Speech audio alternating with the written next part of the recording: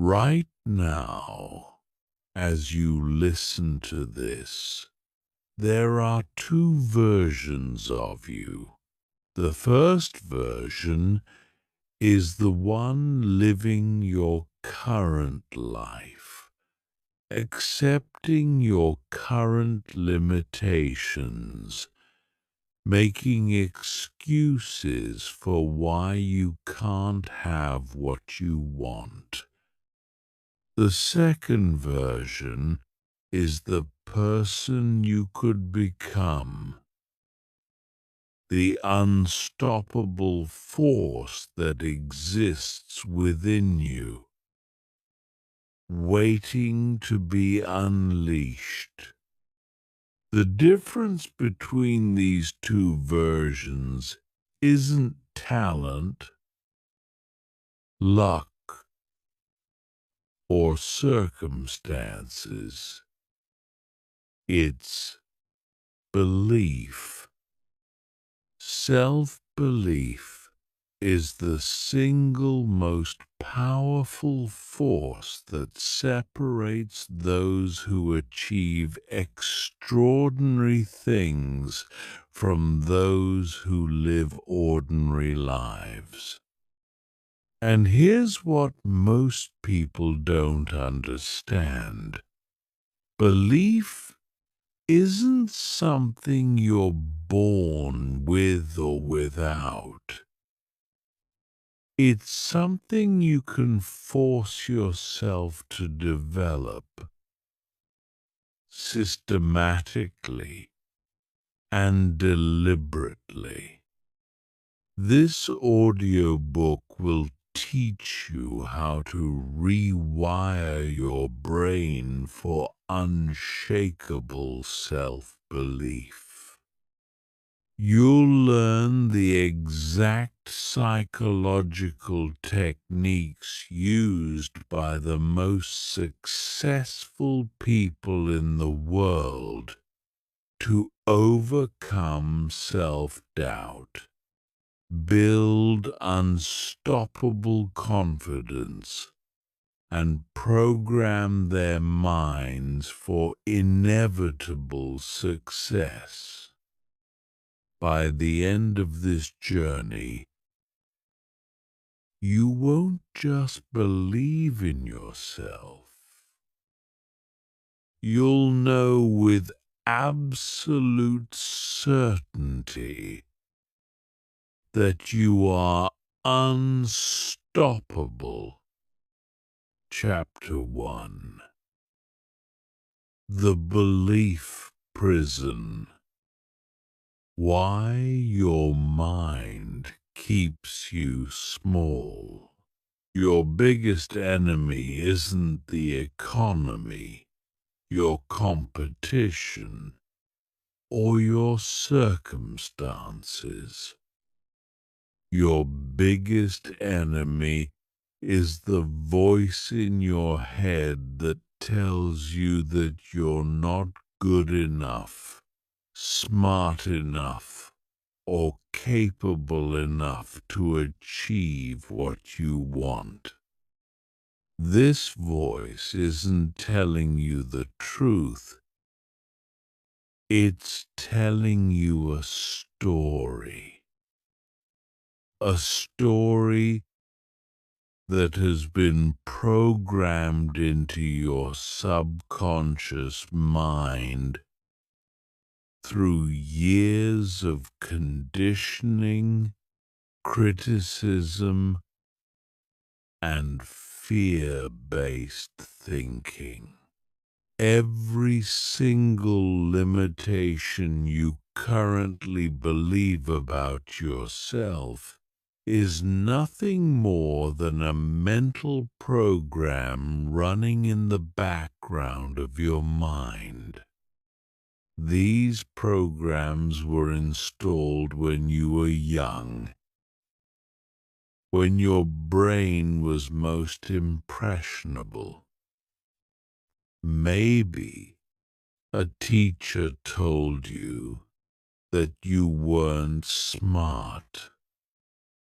Maybe your parents said you were too sensitive.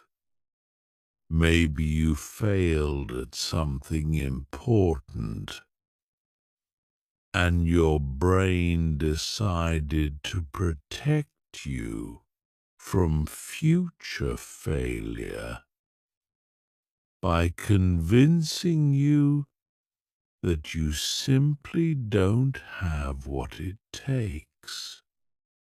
But here's the brutal truth that will set you free. None of these limitations are real. They exist only in your mind. And what exists only in your mind can be changed. The reason you haven't achieved what you want isn't because you lack ability. It's because you've been operating from a belief system that was designed to keep you safe, not to help you succeed.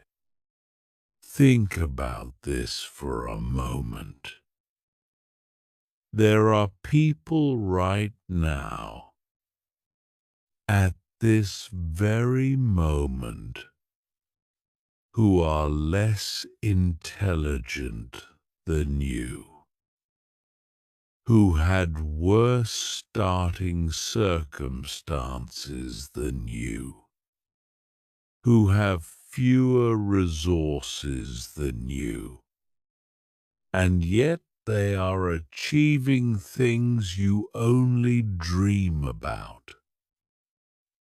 The only difference between you and them is that they believe they can do it, and you believe you can't. Your subconscious mind doesn't distinguish between what's real and what's imagined. It simply accepts as truth whatever you consistently tell it. If you consistently tell yourself that you're not good enough, your subconscious mind will find evidence to support that belief. It will make you notice your failures and ignore your successes. It will make you hesitate when opportunities arise. It will sabotage your efforts to ensure that your external reality matches your internal programming. This is why positive thinking alone doesn't work. You can't just think positive thoughts while your subconscious mind is running programs of limitation and fear. It's like trying to drive a car with the parking brake on. You might move forward a little bit, but you'll never reach your true potential until you release the brake. The first step to becoming unstoppable is recognizing that every single belief you have about your limitations is a choice. You didn't choose these beliefs consciously, but you can choose to change them consciously. The moment you realize that your beliefs are not facts, they are simply thoughts you've thought so many times that they feel true, you begin to reclaim your power. Most people live their entire lives trapped in a belief prison of their own making. They never question whether their limiting beliefs are actually true. They simply accept them as reality and then spend their entire lives gathering evidence to support them.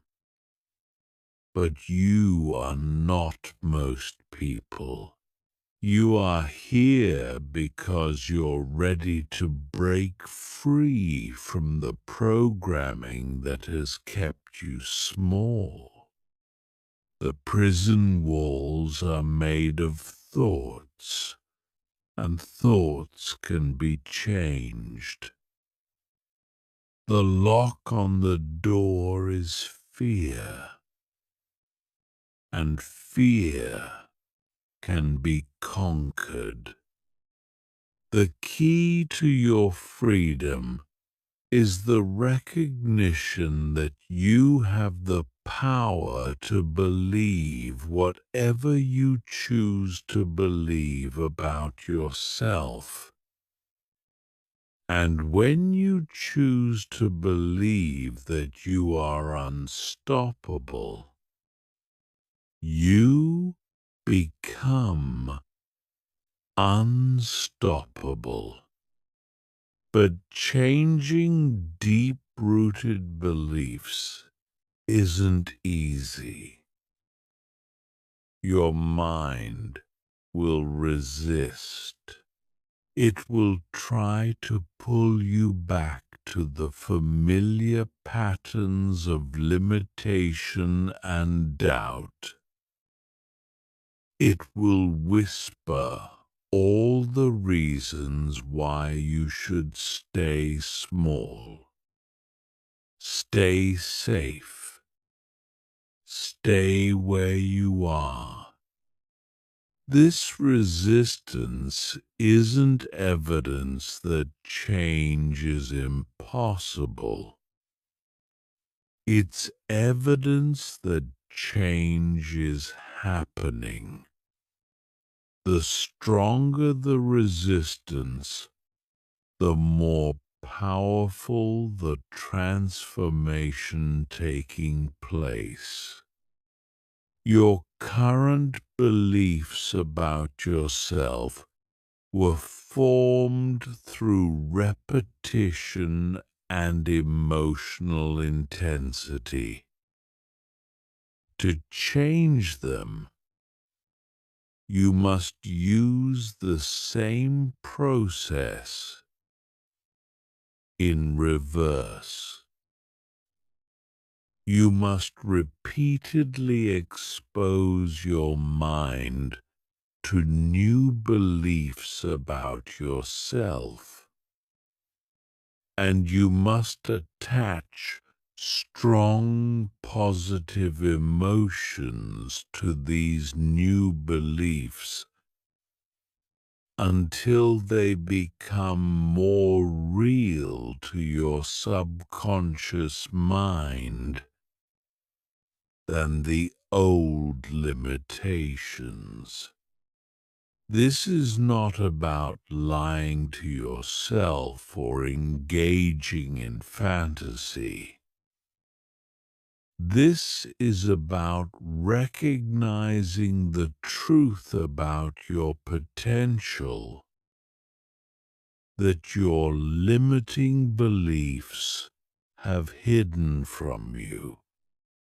Deep down, beneath all the programming and conditioning, you know that you are capable of extraordinary extraordinary things. You've always known it. You can feel it stirring within you right now as you listen to these words.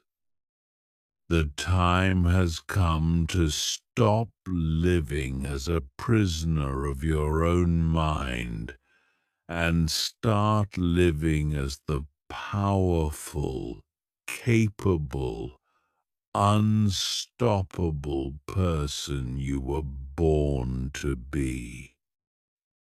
The key is in your hand.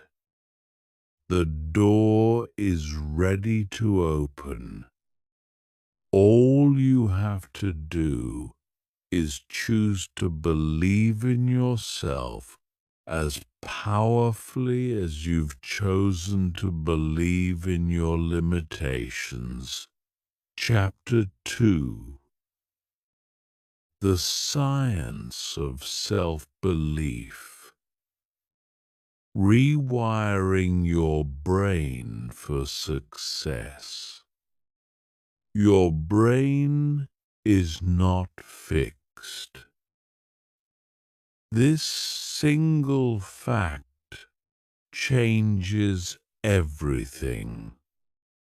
For decades, scientists believed that the adult brain was essentially unchangeable, that you were stuck with whatever neural pathways you developed in childhood. This lie kept millions of people trapped in patterns of limitation and mediocrity.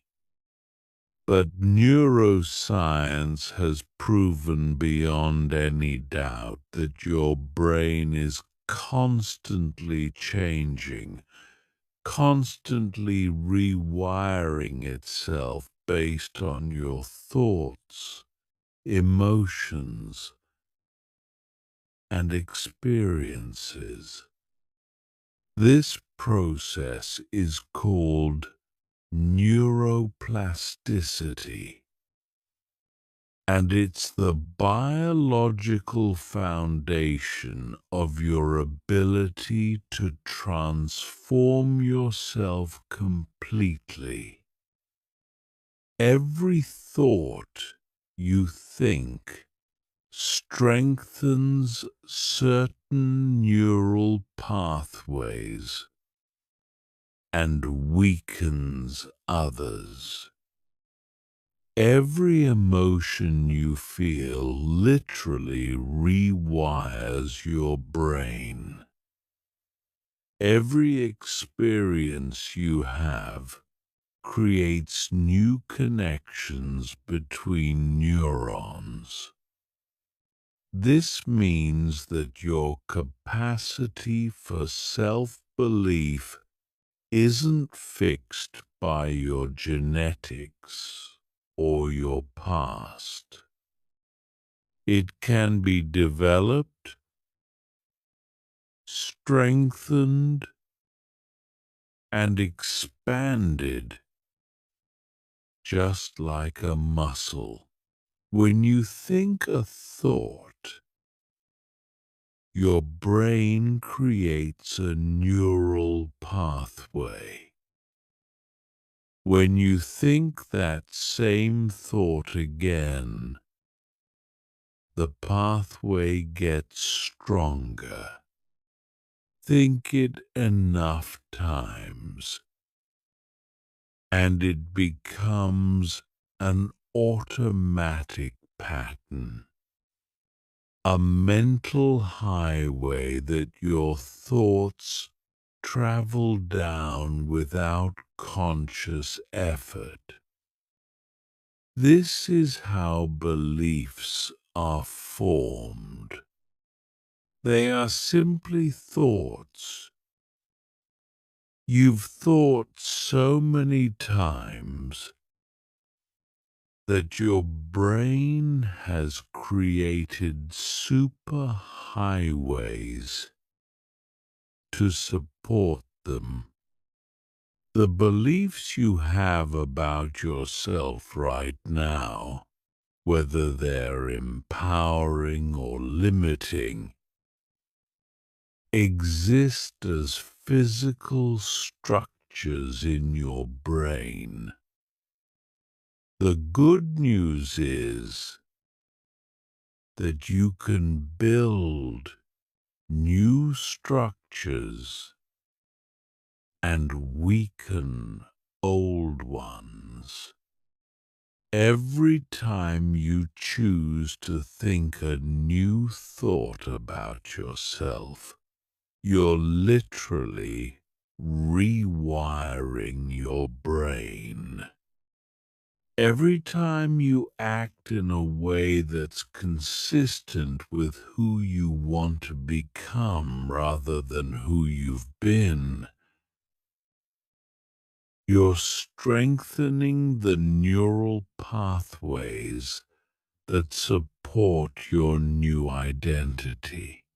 But here's what most people don't understand about neuroplasticity. It's not enough to just think positive thoughts occasionally. Your brain changes based on what you consistently focus on, not what you occasionally hope for. If you spend 5 minutes a day telling yourself you're confident and capable, but the other 15 hours and 55 minutes running old patterns of self-doubt and limitation, your brain will strengthen the pathways that support the dominant pattern. This is why most people fail to create lasting change. They try to think positively while continuing to live negatively. They affirm their potential while acting from their limitations. They hope for transformation while maintaining the same thoughts, emotions, and behaviors that created their current reality. To rewire your brain for unshakable self-belief, you must become obsessively consistent with your new programming. You must think, feel, and act from your desired identity so frequently that your brain has no choice but to create new neural pathways to support it. You must make your new beliefs more familiar to your subconscious mind than your old limitations. The reticular activating system, or RAS, is another crucial component of your brain's belief system.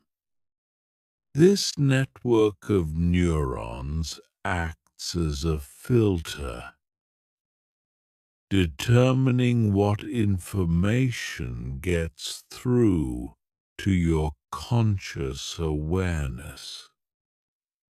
Your RAS is programmed by your beliefs.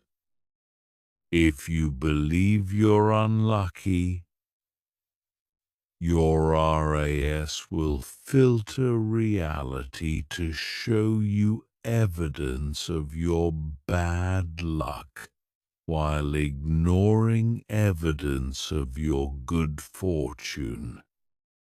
If you believe you're capable and destined for success, your eyes will highlight opportunities, resources, and evidence that support this belief. This is why two people can experience the exact same situation and have completely different perceptions of what happened. Their Raz is filtering the same reality through different belief systems, creating entirely different experiences. When you change your beliefs about yourself, you literally change what you perceive as possible in your reality. Mirror neurons add another layer to the science of belief formation.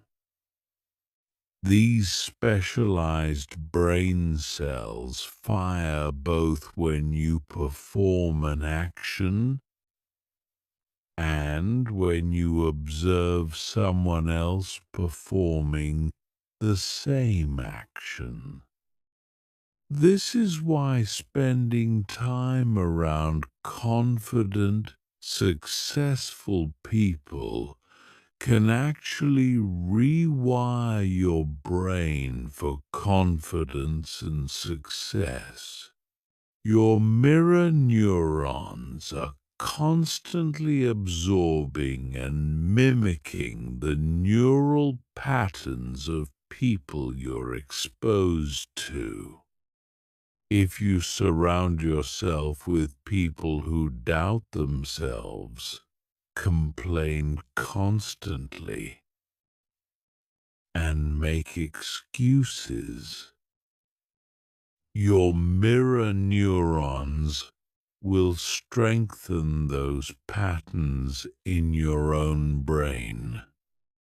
But if you immerse yourself in the energy of people who believe in themselves powerfully, take massive action, and expect success, your brain will begin to mirror those patterns instead.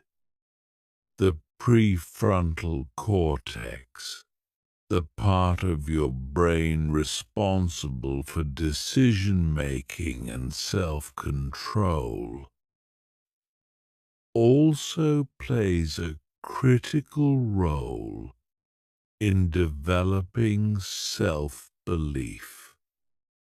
When you consistently choose thoughts and actions that align with who you want to become rather than who you've been, you strengthen this part of your brain. The stronger your prefrontal cortex becomes, the easier it is to override automatic patterns of limitation and consciously choose empowering beliefs. Visualization is another powerful tool for leveraging your brain's plasticity. When you vividly imagine yourself succeeding, achieving your goals, and expressing unshakable confidence, your brain fires many of the same neural patterns as if you were actually experiencing these things. The more detailed and emotionally charged your visualizations, the more real they become to your subconscious mind. But visualization without action is just fantasy. The most powerful way to rewire your brain is through what neuroscientists call embodied cognition. Thinking, feeling, and acting as the person you want to become simultaneously.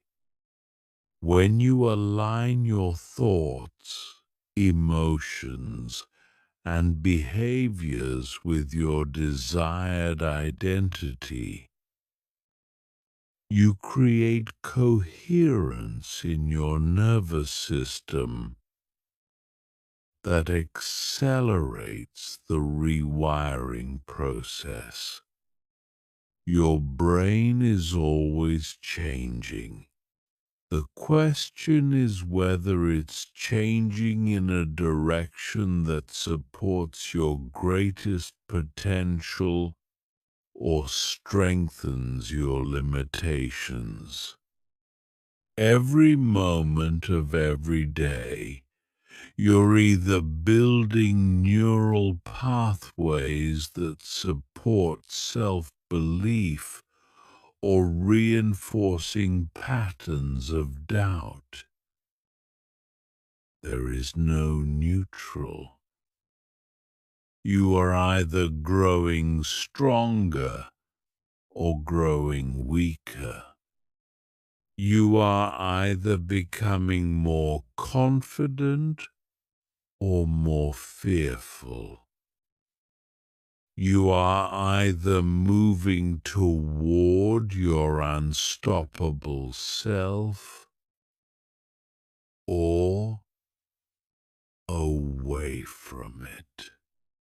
The power is in your hands.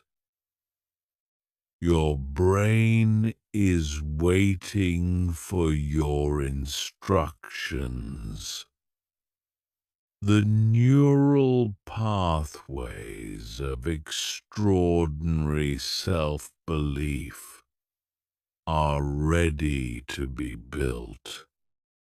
All you have to do is commit to the process of consistent, deliberate mental training. All you have to do is decide that you're going to think, feel, and act like the unstoppable person you're destined to become until your brain has no choice but to make it your new reality. Chapter 3: The Identity Shift. Becoming the person you were meant to be. Who you believe you are determines everything you do. Your identity is the most powerful force in your psychology, because every decision you make, every action you take, and every goal you set is filtered through your sense of self. If you see yourself as someone who struggles, you will unconsciously make choices that keep you struggling. If you see yourself as someone who is destined for greatness, you will naturally make choices that lead to greatness. Most people try to change their results without changing their identity, and this is why they fail. They want to be successful while still seeing themselves as failures. They want to be confident while maintaining an identity of insecurity. They want to achieve extraordinary things while believing they are ordinary people. This approach is doomed to fail because your external world will always mirror your internal identity. Your current identity was not chosen by you consciously. It was formed through years of experiences, feedback from others, and the stories you've told yourself about what those experiences mean. Someone told you that you were shy, and you accepted that as part of your identity. You failed at something important, and you decided that you were a failure. You were criticized by someone whose opinion mattered to you, and you concluded that you weren't good enough.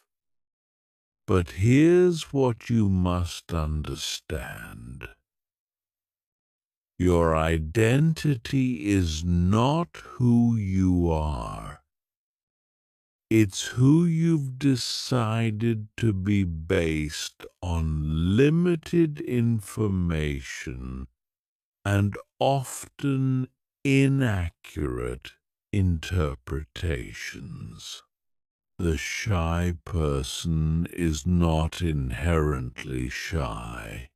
They've simply practiced shy behaviors so consistently that it became part of their identity. The person who believes they are a failure is not actually a failure. They've simply focused on their failures while ignoring their successes. Your true identity, your essential self, is far more powerful than the limited version you've accepted. You are, at your core, a being of unlimited potential, capable of learning anything, achieving anything, and becoming anything you set your mind to. The limitations you've accepted as part of your identity are not truth. They are simply habits of thought and behavior that can be changed. To become unstoppable, you must consciously choose a new identity and then relentlessly act from that identity until it becomes more real to your subconscious mind than your old limitations. This process requires you to step into the unknown, to act in ways that feel unfamiliar, to think thoughts that don't match your current self-concept.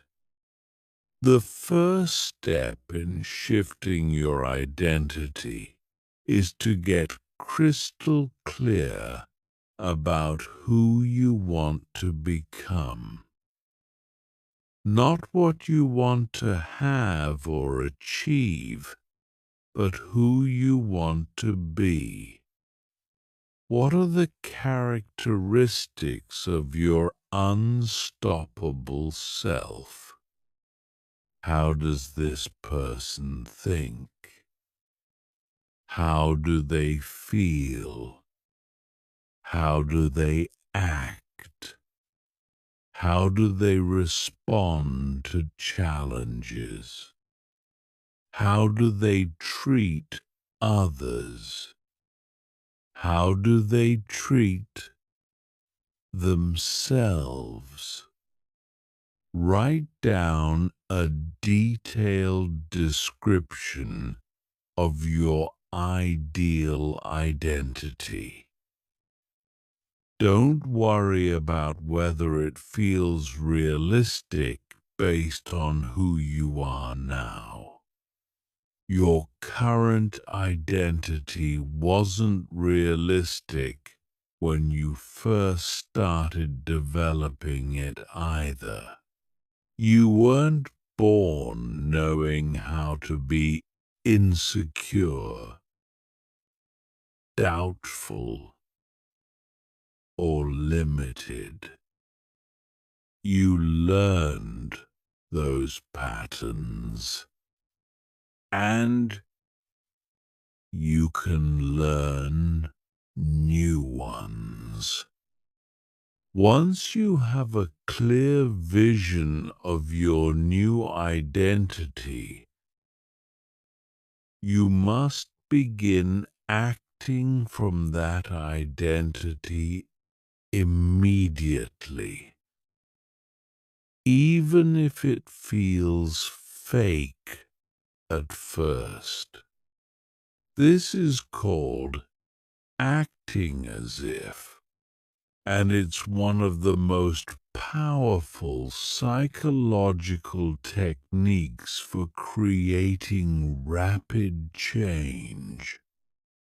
When you act as if you already are the person you want to become, your brain begins to wire itself to support that new identity.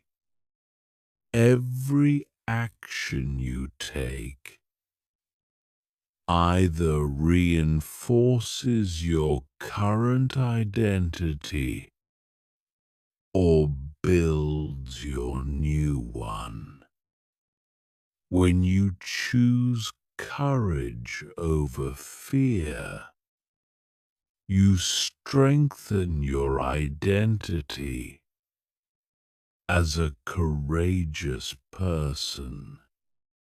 When you choose confidence over doubt, you reinforce your identity as a confident person. When you choose persistence over giving up, you solidify your identity as an unstoppable person. Your new identity will feel uncomfortable at first because it's unfamiliar. Your brain is wired to seek familiarity, even when that familiarity is limiting. This is why you might feel resistance when you start acting more confidently, speaking up more assertively, or pursuing bigger goals.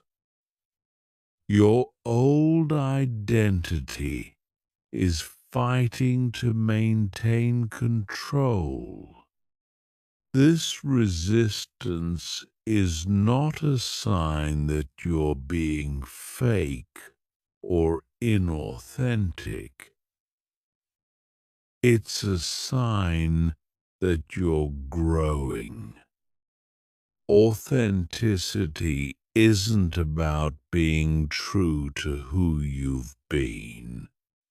It's about being true to who you're becoming. Your authentic self is not your limited self. It's your unlimited self. You're not becoming someone else. You're becoming who you really are, beneath all the programming and conditioning. The people around you may also resist your identity shift.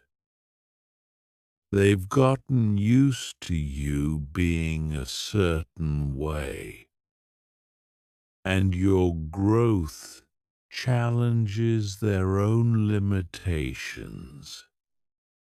Some people will try to pull you back to your old identity, because your evolution reminds them of their own stagnation.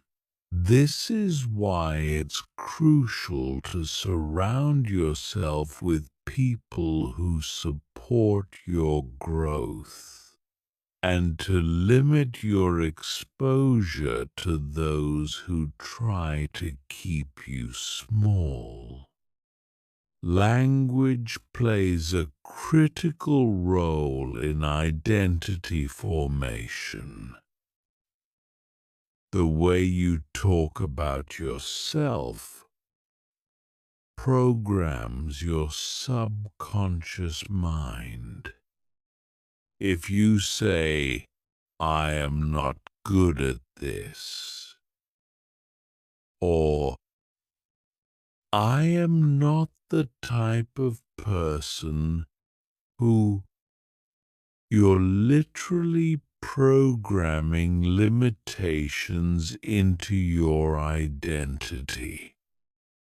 Instead, you must consciously choose language that supports your new identity.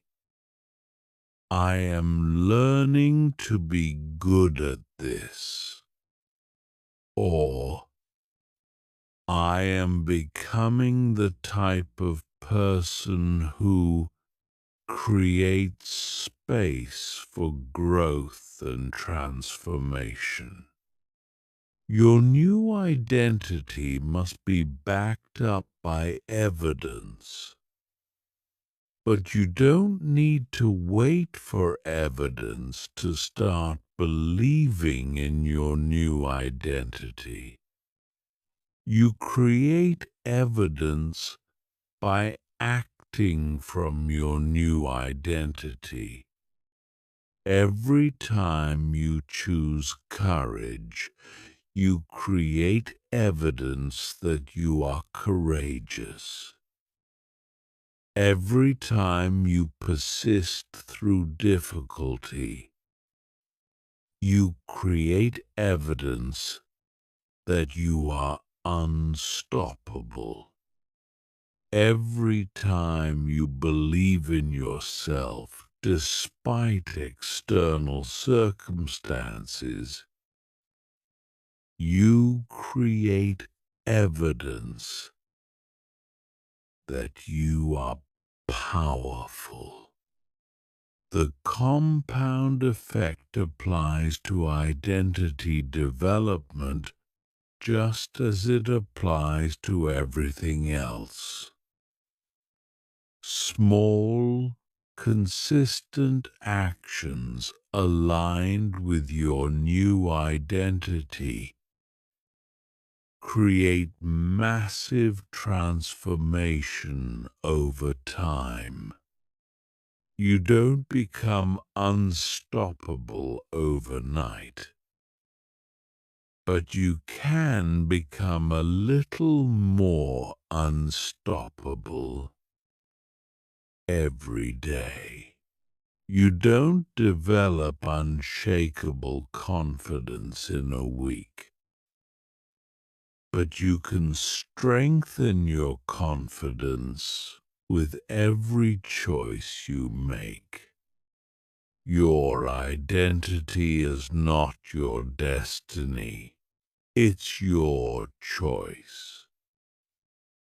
You have the power to decide who you want to be, and then become that person through deliberate, consistent action. The question is not whether you can change your identity. The question is whether you will.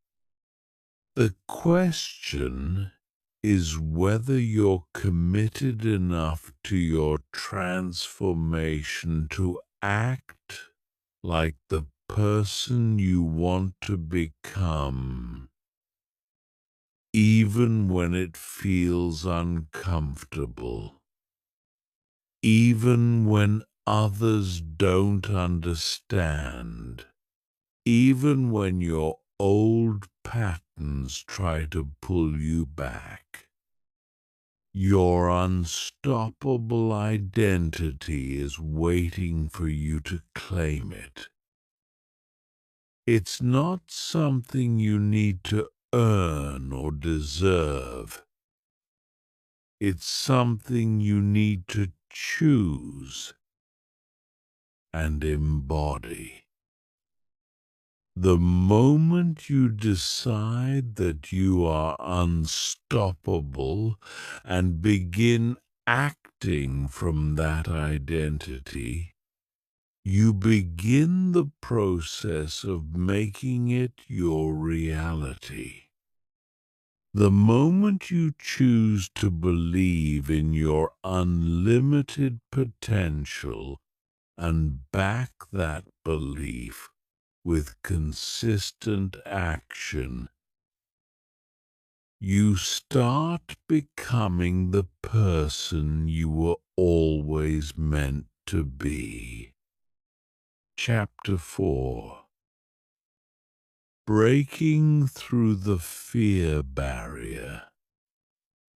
Conquering the voice that says you can't. Fear is not your enemy. It's your compass.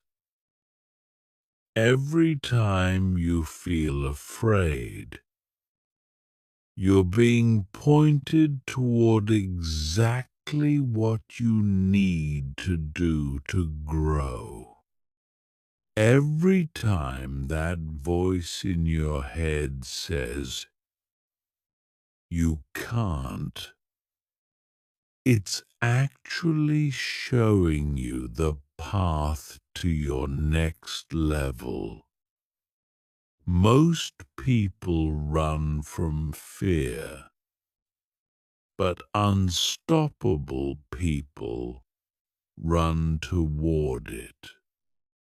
They understand that on the other side of fear lies everything they've ever wanted. The fear you feel when you think about believing in yourself powerfully is not random. It's your mind's way of trying to protect you from the unknown.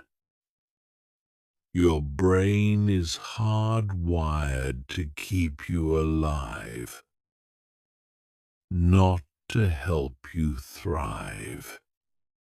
It sees anything unfamiliar as potentially dangerous, including the unfamiliar territory of owning your power and expecting success.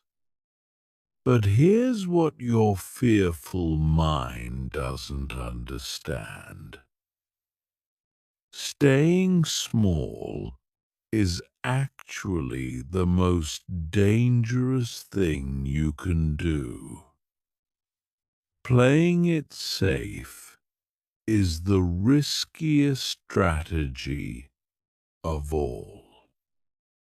When you hold back your potential, when you silence your dreams, when you settle for less than what you're capable of, you're not protecting yourself. You're destroying yourself. You're dying a slow death of regret and mediocrity. Fear comes in many disguises. Sometimes it shows up as the voice that says, "Who do you think you are when you dare to dream big?" Sometimes it masquerades as logic, giving you rational-sounding reasons why your goals are unrealistic. Sometimes it appears as concern for others, making you worry about what people will think if you start believing in yourself powerfully. The most insidious form of fear is the fear of success itself. Deep down, many people are more afraid of succeeding than failing because success means change, responsibility, and stepping into the unknown.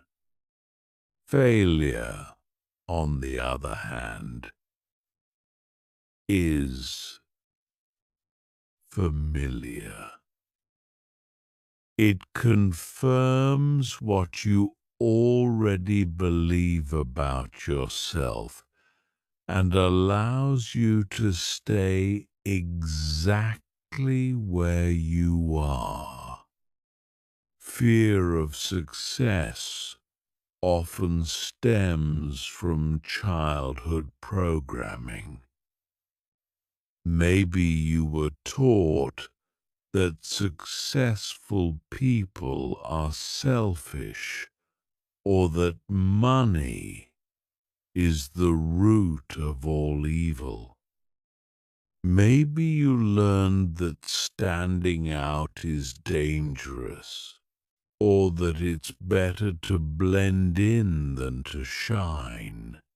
These beliefs create subconscious resistance to your own success, sabotaging your efforts just when you're about to break through.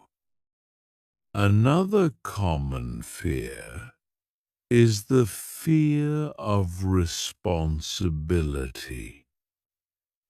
When you believe in yourself powerfully, you can no longer blame your circumstances, your past, or other people for your results. You become 100% responsible for your life. And this level of responsibility can feel overwhelming. It's easier to believe you're powerless, because powerlessness comes with the comfort of having excuses. The fear of judgment is perhaps the most universal fear that keeps people from believing in themselves. We worry about what others will think if we start acting confident, if we pursue our dreams aggressively, if we refuse to settle for mediocrity.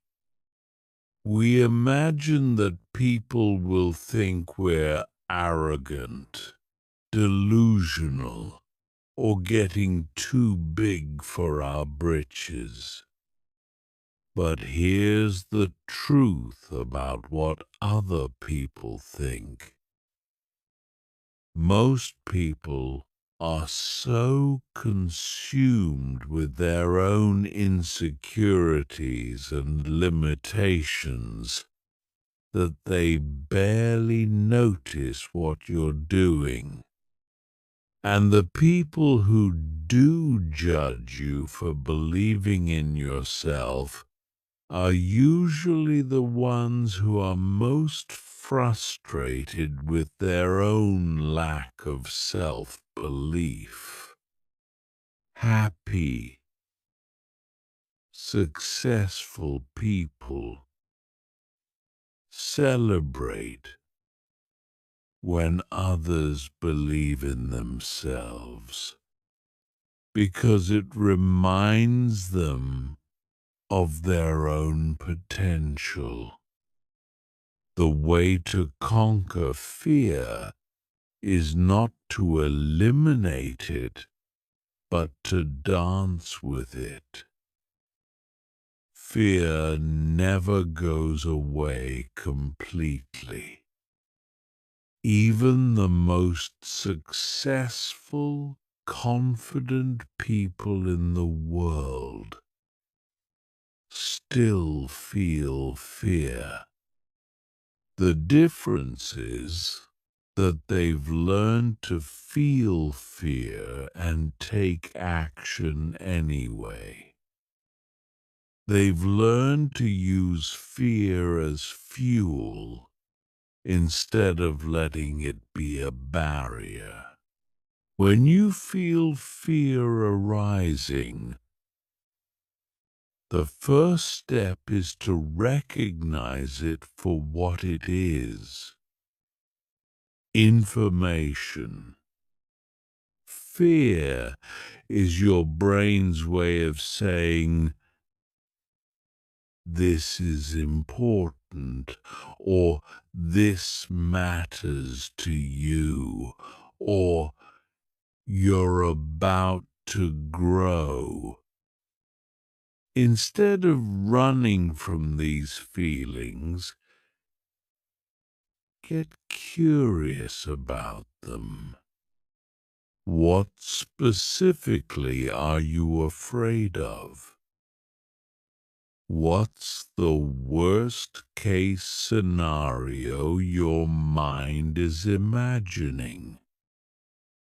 What would happen if that worst-case scenario actually occurred?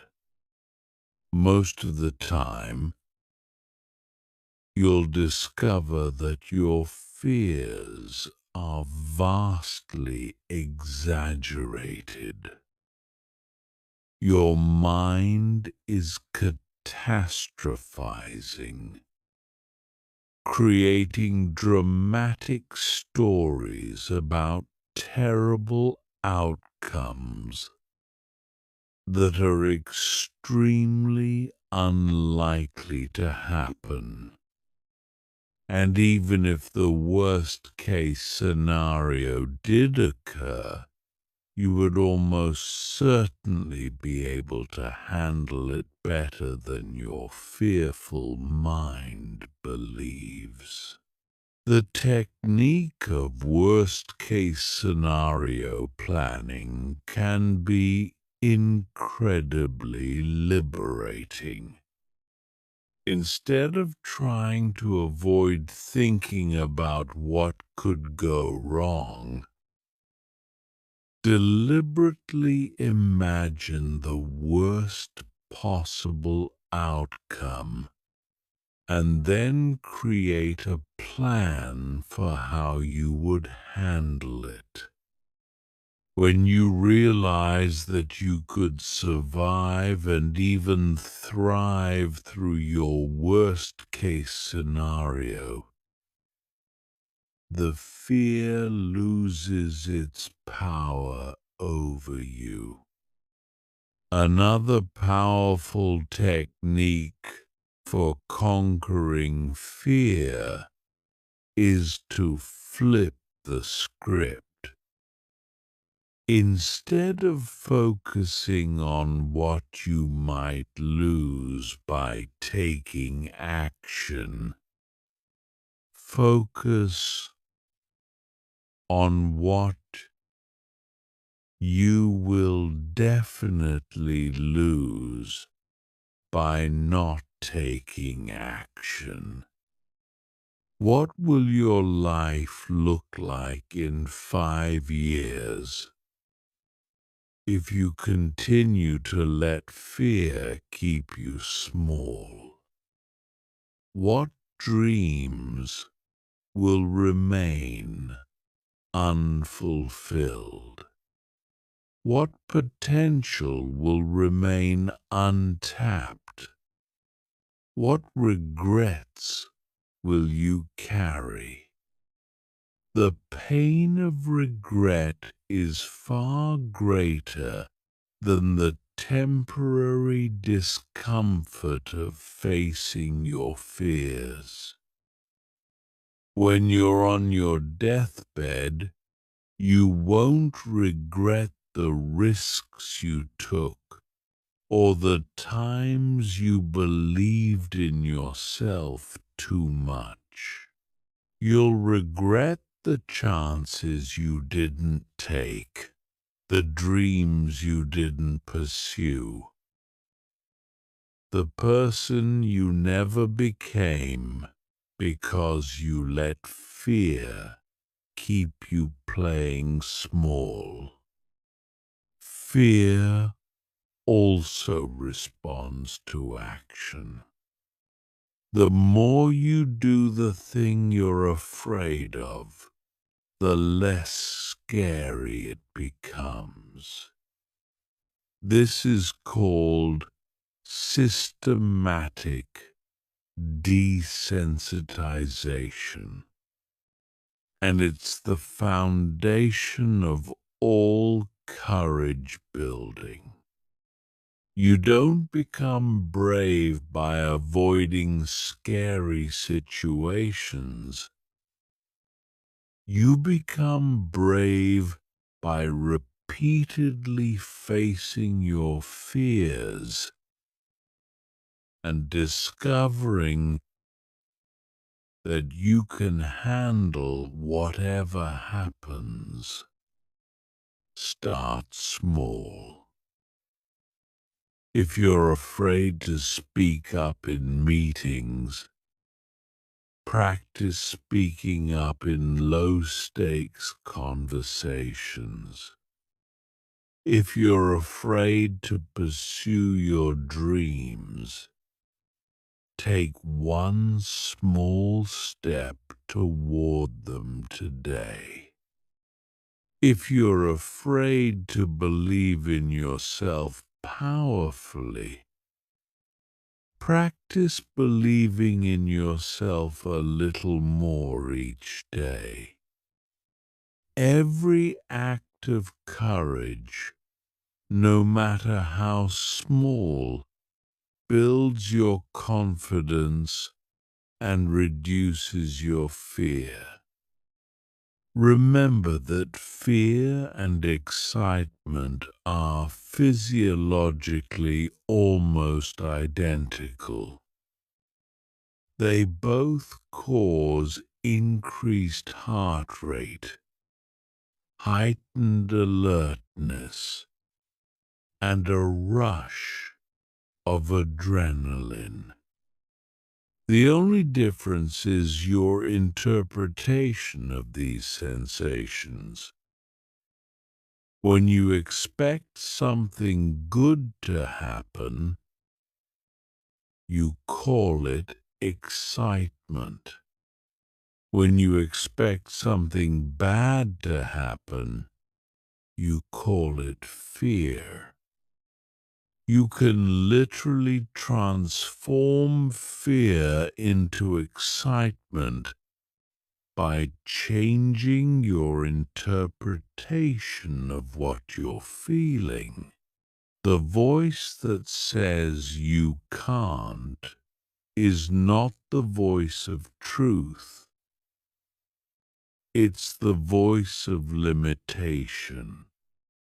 It's the voice of every person who ever doubted themselves, every dream that was abandoned, every potential that was never realized. But you also have another voice inside you. The voice of your unlimited self, the voice of your dreams, the voice of your destiny. This voice says, you can, you will, you must. The question is, which voice you're going to listen to? The choice is yours, and it's the most important choice you'll ever make. You can listen to the voice of fear and spend your life wondering what could have been. Or you can listen to the voice of possibility and discover what you're truly capable of. You can let fear be your master, or you can make fear your servant, using it to guide you toward your greatest growth and your most powerful self. Chapter 5: The Power of Relentless Self-Validation. Stop seeking approval and start approving of yourself. The moment you stop seeking validation from others and start validating yourself is the moment you become truly unstoppable. Most people are trapped in an endless cycle of trying to prove their worth to others, constantly looking outside themselves for confirmation that they're good enough, smart enough, or valuable enough. This external validation addiction is one of the greatest barriers to developing unshakable self-belief. When you base your self-worth on other people's opinions, you give away your power. You allow others to determine how you feel about yourself, and this puts you at the mercy of their moods, biases, and limitations. Someone has a bad day and treats you poorly, and suddenly you question your worth. Someone doesn't respond to your message immediately, and you assume they don't like you. Someone criticizes your work, and you begin to doubt your abilities. This validation-seeking behavior is learned, not natural. Children are born with an innate sense of their own magnificence. Watch a toddler dance or sing or draw, and you'll see pure self-expression without any concern for others' opinions. But somewhere along the way, we learn to look outside ourselves for approval. We learn that love and acceptance are conditional, that we must perform in certain ways to be worthy of positive attention.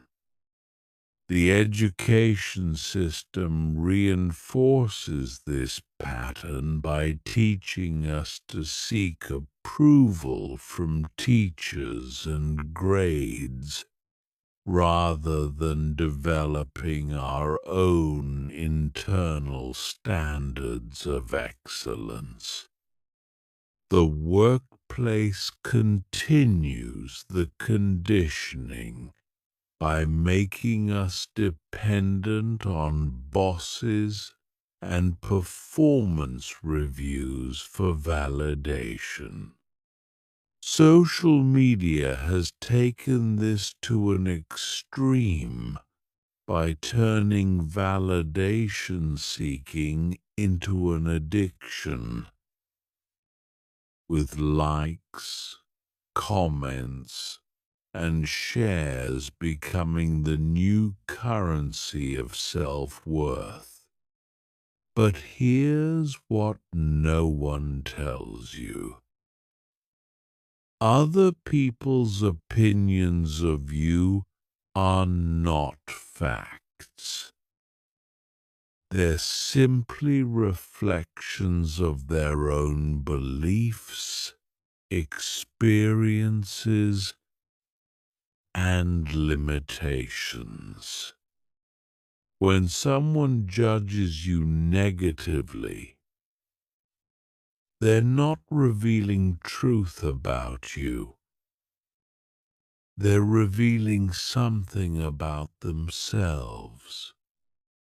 Their criticism says more about their own insecurities, fears, and conditioning than it does about your actual worth or capabilities.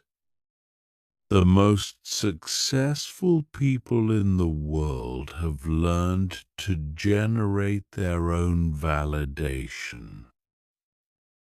They have developed an internal scoring system that's based on their own standards, rather than other people's opinions. They know their worth is not determined by external achievements or recognition, but by their own commitment to growth, authenticity, and contribution. Self-validation is not about becoming arrogant or dismissive of feedback. It's about developing such a strong relationship with yourself that other people's opinions become interesting information rather than determinants of your worth.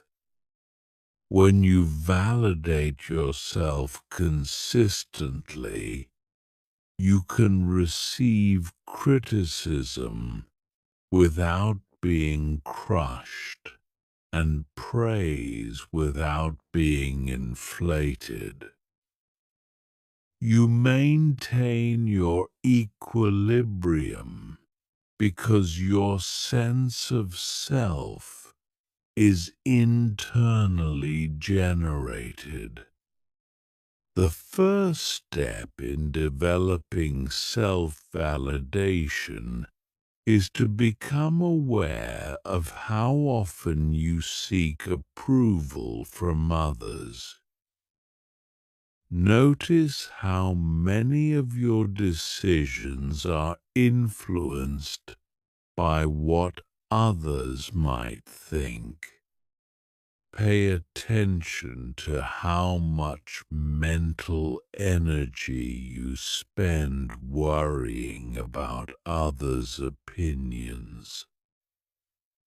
Observe how your mood changes based on how others treat you. This awareness is crucial because you can't change what you don't acknowledge. Start questioning the authority you've given to others' opinions. Why does their approval matter so much to you? What makes their judgment more valid than your own? Often, you'll discover that you've given people power over your self-worth who haven't earned it, who don't understand you, or who aren't even qualified to judge what you're trying to accomplish. Begin developing your own internal validation system by defining your own standards of success and worthiness. What matters to you? What are you proud of? What progress have you made? What challenges have you overcome? What value do you bring to the world? Create a list of your accomplishments, strengths, and positive qualities, and refer to it regularly. This isn't about being delusional or ignoring areas for improvement. It's about giving yourself credit for what you've already done and who you already are. Practice celebrating your wins, no matter how small they might seem to others. Most people are quick to criticize themselves, and slow to acknowledge their achievements. Reverse this pattern. Become your own biggest cheerleader. When you accomplish something, acknowledge it. When you make progress, celebrate it. When you overcome a challenge, honor your strength and resilience. Stop apologizing for your existence. Many people have been conditioned to apologize constantly for taking up space, having opinions, or pursuing their dreams. They say sorry for things that don't require apologies, diminishing themselves in the process. Unless you've actually wronged someone, stop apologizing. Stand in your power. Own your space. Express your thoughts without prefacing them with apologies. Learn to trust your own judgment. You have an inner wisdom that knows what's right for you, what aligns with your values, and what serves your highest good. This wisdom might be buried under years of conditioning and self-doubt, but it's still there. Start making decisions based on what feels right to you rather than what others expect or approve of. Set boundaries with people who consistently invalidate or criticize you. You don't have to accept negative treatment from anyone, regardless of their relationship to you. It's not selfish to protect your energy and self-worth from people who drain or diminish you. Sometimes the most loving thing you can do is to limit your exposure to people who can't see your worth. Surround yourself with people who appreciate and support you. Seek out relationships with people who celebrate your successes. Believe in your potential and encourage your growth. These people will reflect back to you the truth of your worth and capabilities, making it easier to maintain your self-validation, even when facing criticism or challenges. Practice positive self-talk as rigorously as you would practice any other skill. The conversation you have with yourself is the most important conversation of your life because it's the only one that never ends. Most people speak to themselves in ways they would never speak to a friend. They're harsh, critical, and unforgiving. Start speaking to yourself with the same kindness, encouragement, and support you would offer someone you love. Develop a practice of giving yourself what you've been seeking from others. If you want appreciation, appreciate yourself. If you want encouragement, encourage yourself. If you want love, love yourself. If you want someone to believe in you, believe in yourself. Stop waiting for others to give you what you can give yourself right now. Remember that seeking validation is a bottomless pit. No amount of external approval will ever be enough if you don't approve of yourself first. You could receive praise from everyone in the world.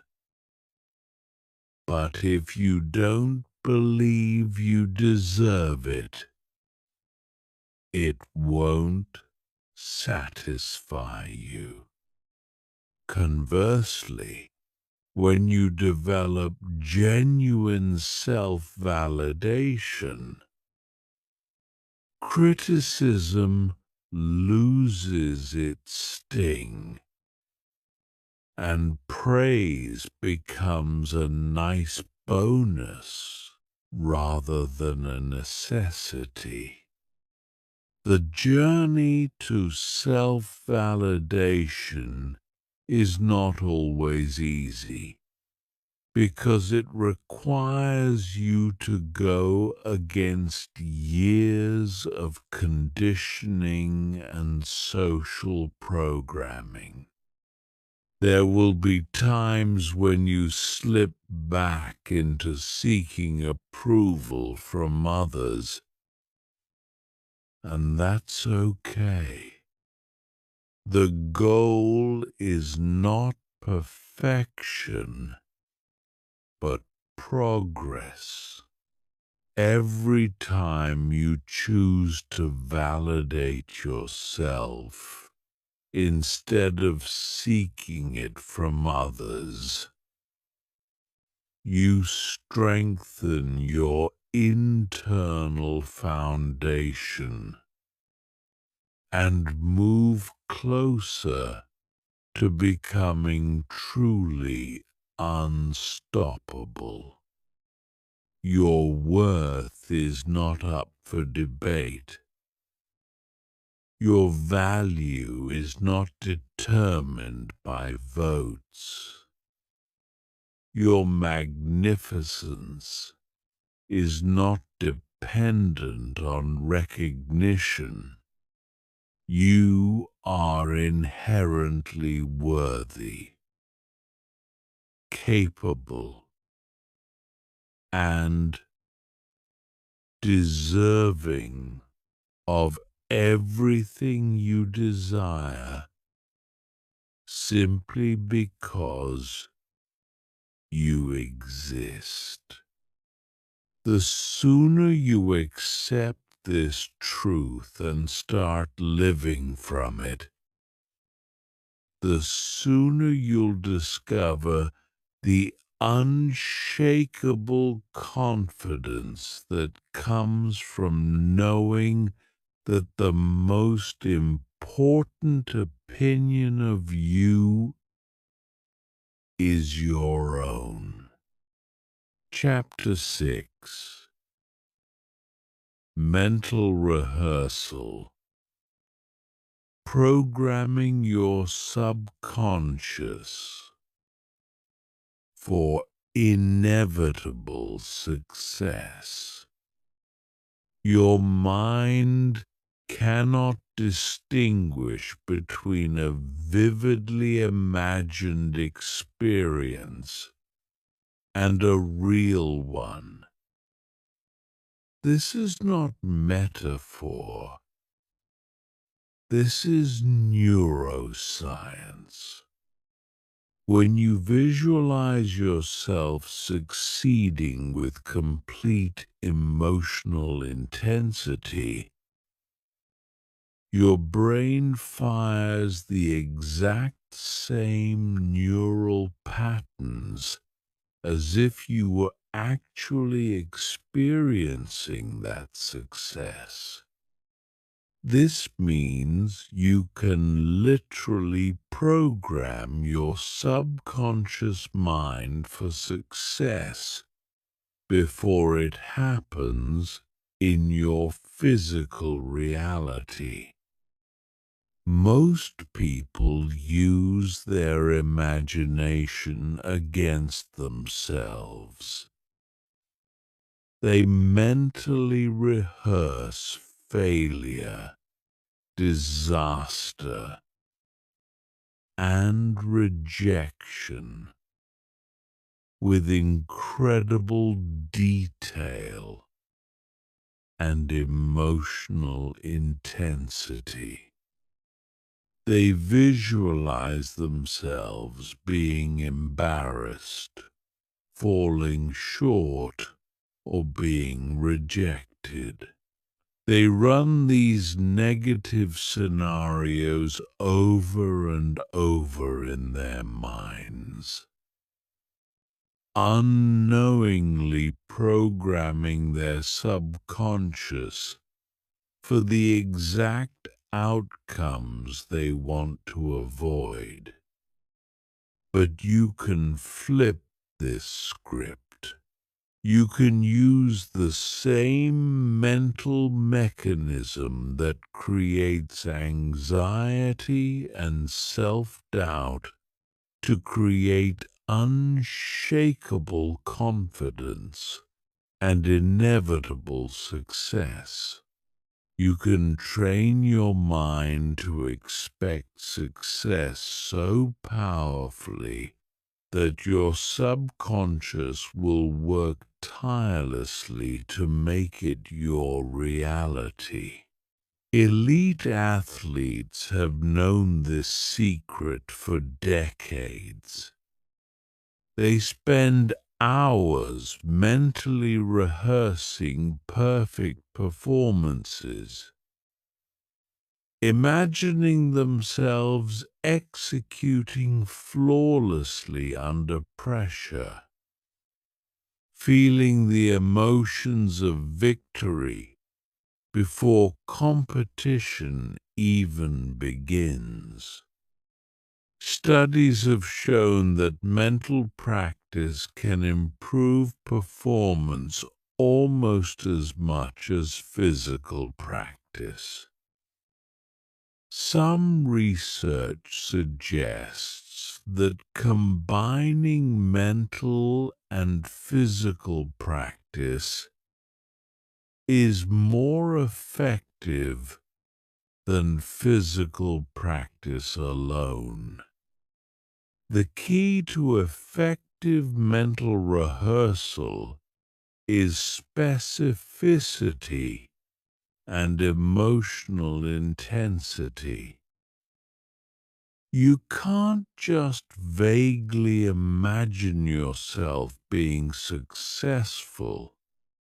You must create detailed, specific scenarios where you see yourself performing with confidence, handling challenges with ease, and achieving your goals with certainty.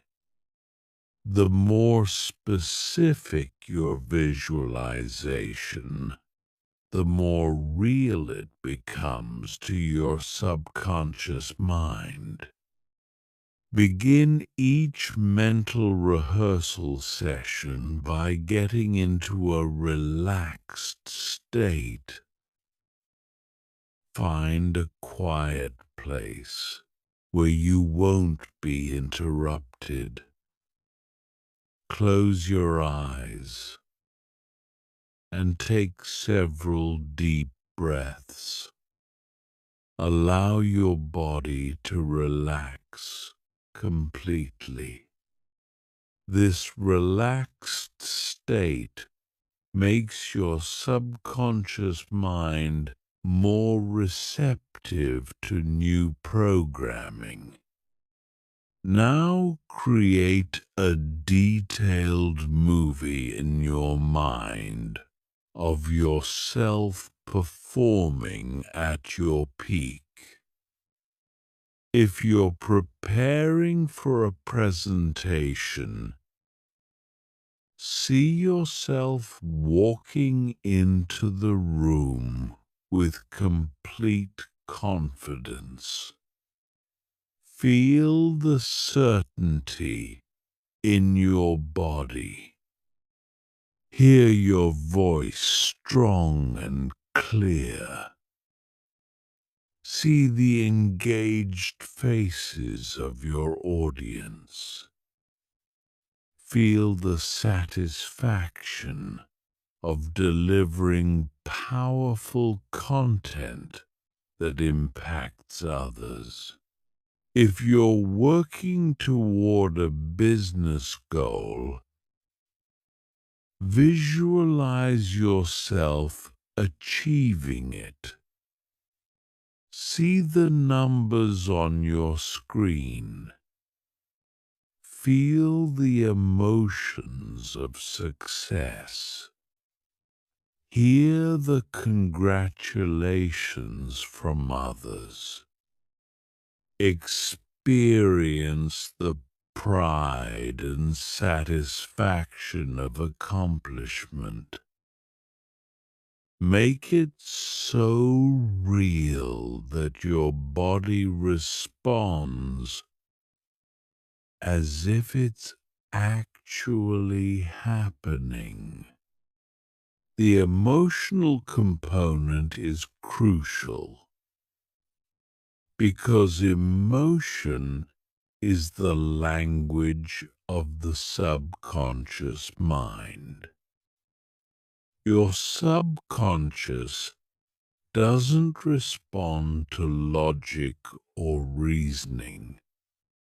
It responds to feeling. When you feel the emotions of success during visualization, you're literally installing those emotions as your new normal. Your brain begins to expect those feelings and will work to create circumstances that match them. Practice mental rehearsal consistently, ideally twice per day. Spend 10 to 15 minutes in the morning programming your mind for success, and 10 to 15 minutes before bed reinforcing those programs. Your subconscious is most receptive during the drowsy states, just after waking and just before sleeping. Don't just visualize the end result. Also rehearse the process.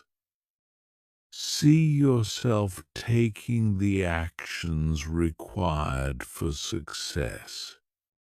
Imagine yourself persisting through challenges. Visualize yourself bouncing back from setbacks stronger than before.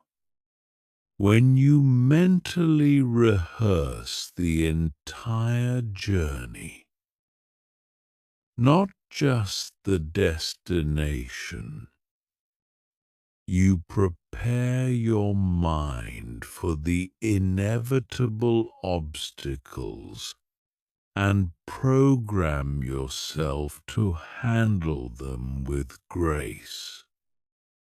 Create multiple scenarios in your visualizations. Don't just imagine perfect conditions. Also see yourself succeeding when things go wrong.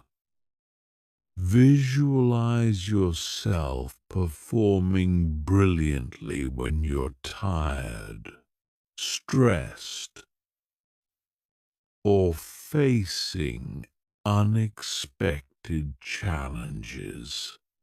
This prepares your mind for real-world variability and builds unshakable confidence in your ability to succeed regardless of circumstances.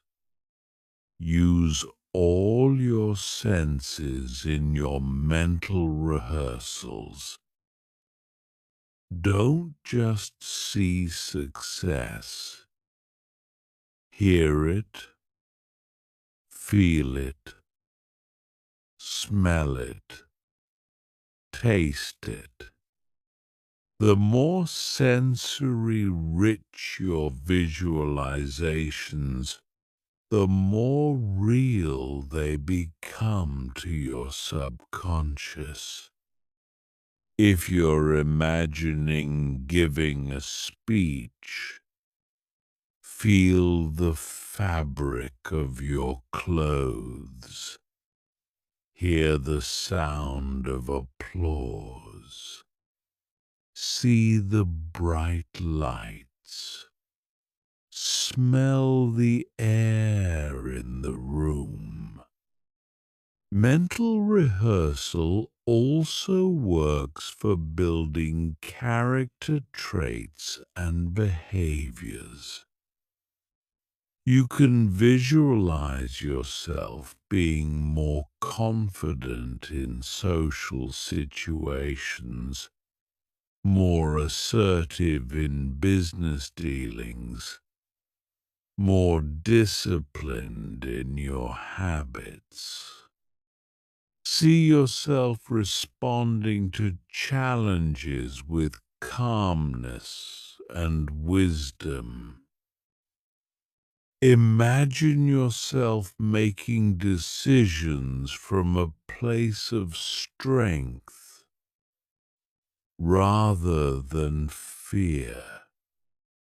The reticular activating system, your brain's filtering mechanism, is programmed by what you consistently focus on mentally. When you regularly visualize success, your RAS begins to notice opportunities, resources, and possibilities that align with your mental programming. You'll start seeing things you never noticed before because your brain is now looking for evidence to support your visualized reality.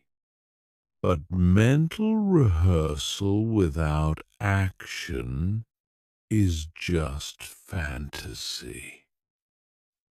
You must combine your visualization practice with consistent action in the real world. Use your mental rehearsals to prepare for action, but don't substitute them for action. The goal is to arrive at each situation already having succeeded mentally, so your physical performance becomes simply a replay of what you've already experienced in your mind. Some people resist visualization because they think it's unrealistic or delusional. But consider this. You're already visualizing constantly. The question is whether you're visualizing success or failure, confidence or fear, possibility or limitation.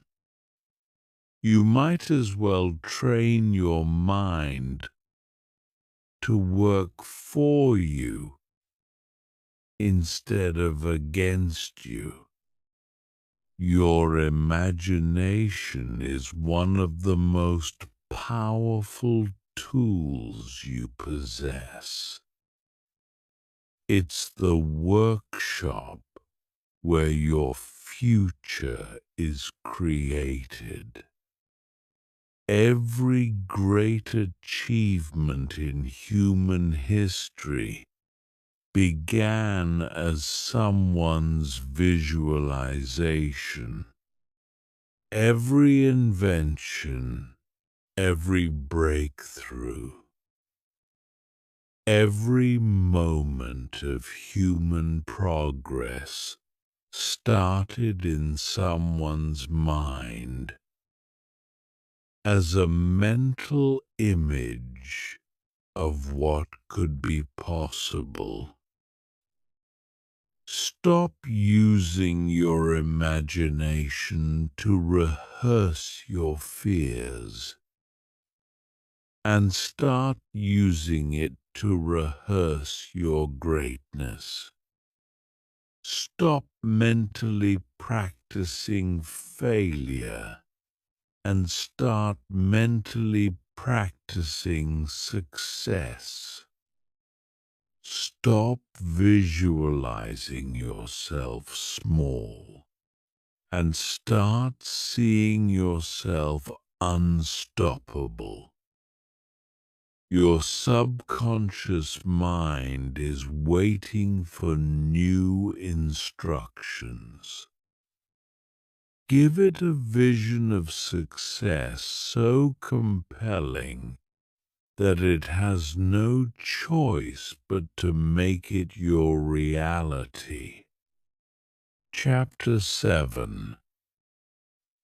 The Discipline of Unwavering Self-Belief. Building unbreakable mental habits. Belief without discipline is just wishful thinking.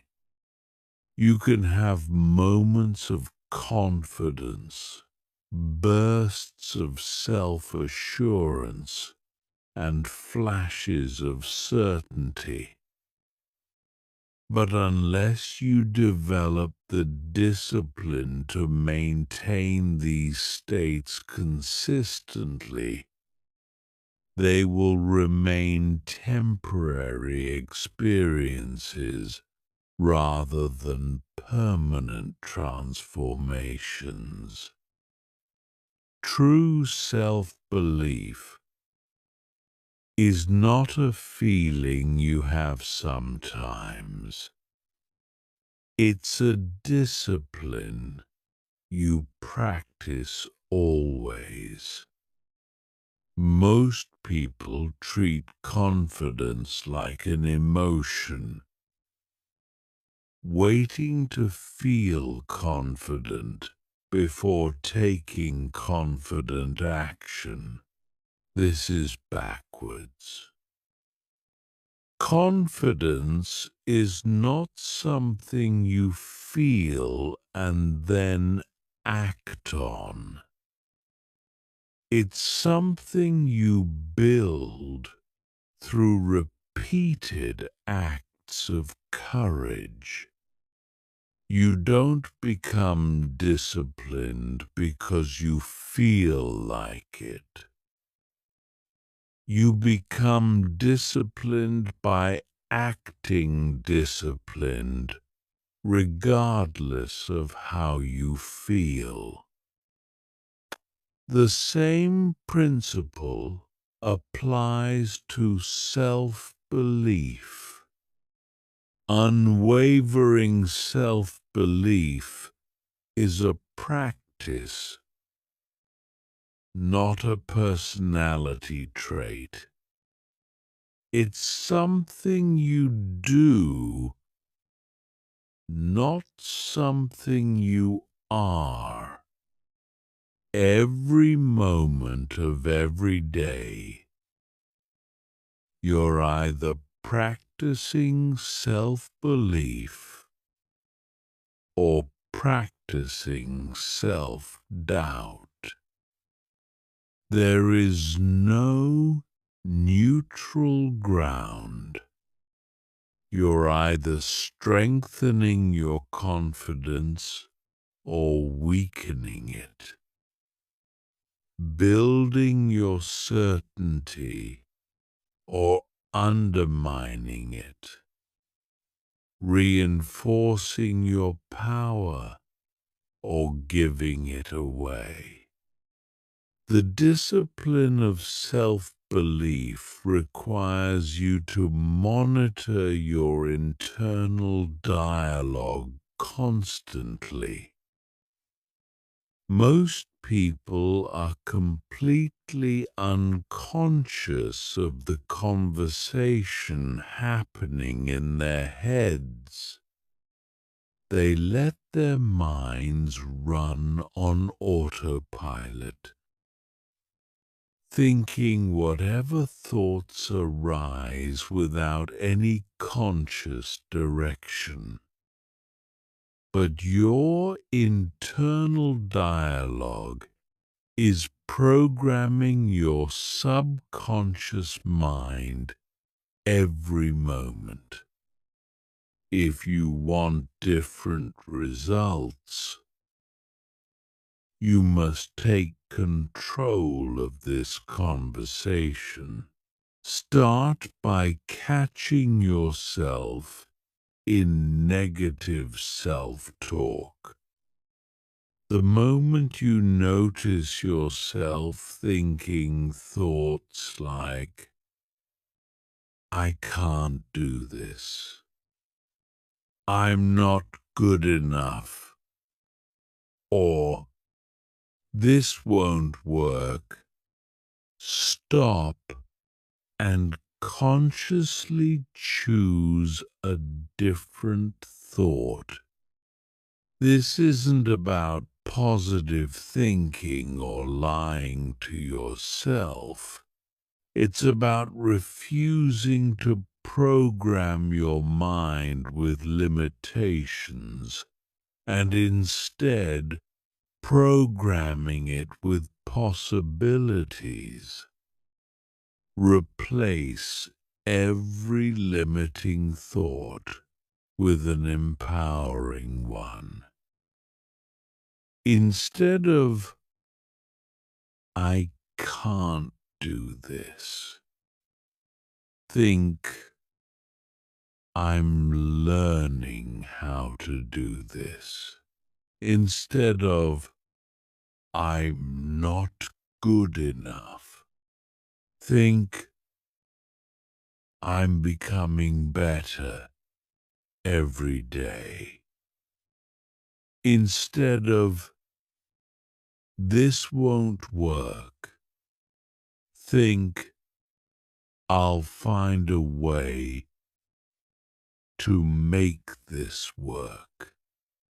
This practice requires vigilance at first, but eventually it becomes automatic. Create daily rituals that reinforce your self-belief. Just as you have rituals for physical hygiene, you need rituals for mental hygiene. Start each day by reminding yourself of your capabilities, your worth, and your potential.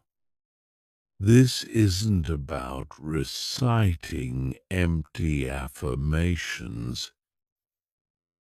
It's about consciously programming your mind for success before the world has a chance to program it for limitation.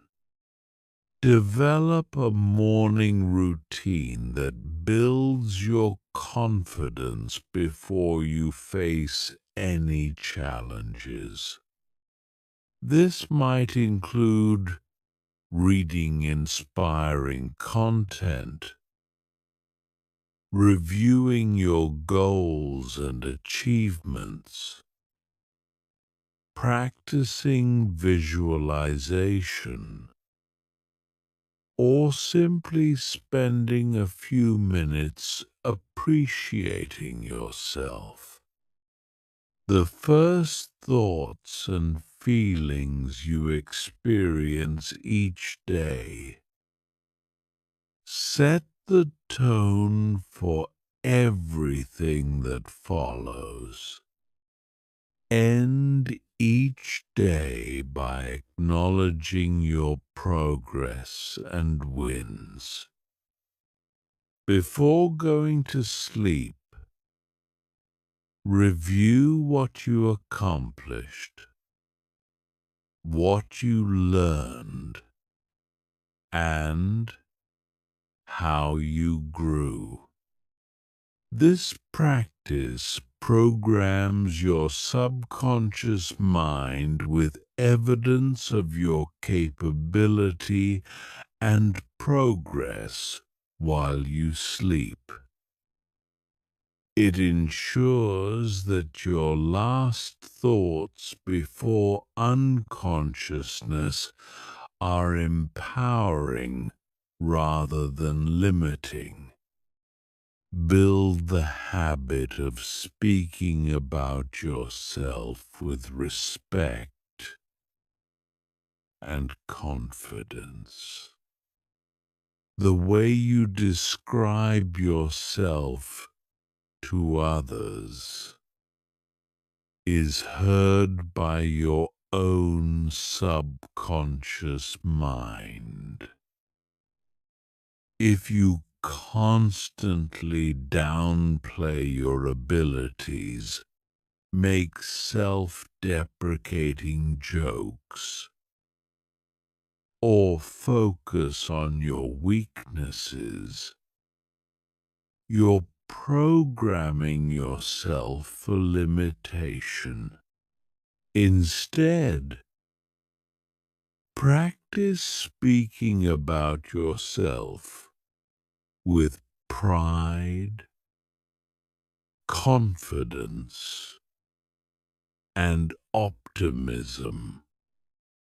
Surround yourself with physical reminders of your capabilities.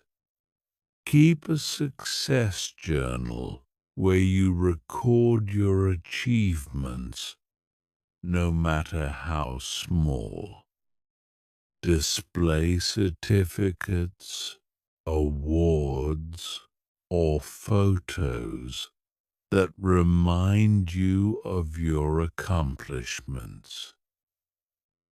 Create visual cues in your environment that reinforce your identity as a capable, successful person. Practice the discipline of immediate action. Every time you think of something you should do to advance your goals, do it immediately, if possible. This builds the neural pathway between insight and action, between intention and execution. It also creates evidence that you are someone who follows through, which strengthens your self-trust. Develop physical practices that reinforce mental strength.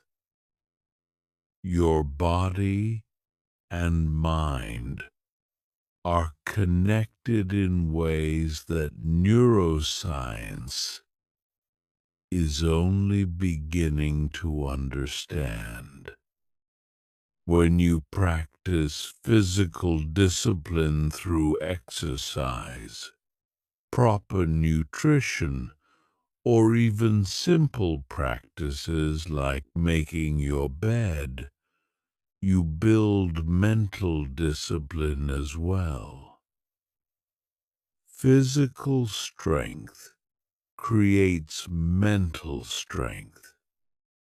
Learn to celebrate small wins with the same enthusiasm you reserve for major achievements.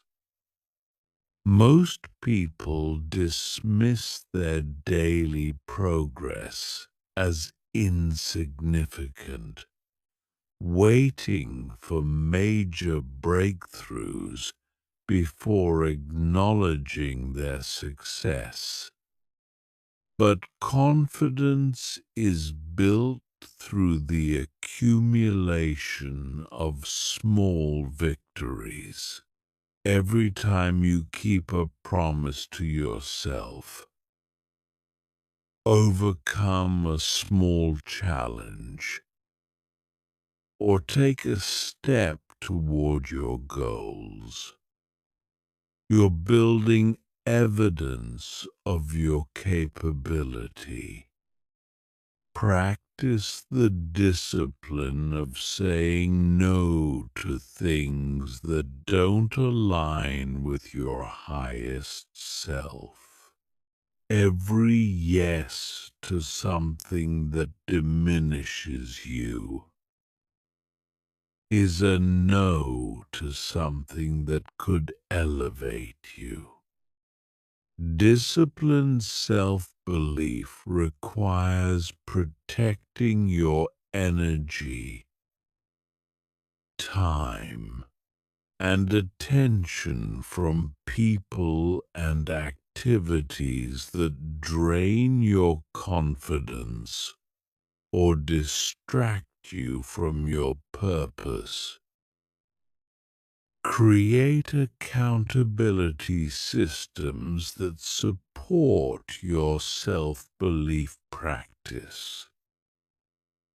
This might mean working with a coach, joining a mastermind group, or simply checking in regularly with someone who believes in your potential.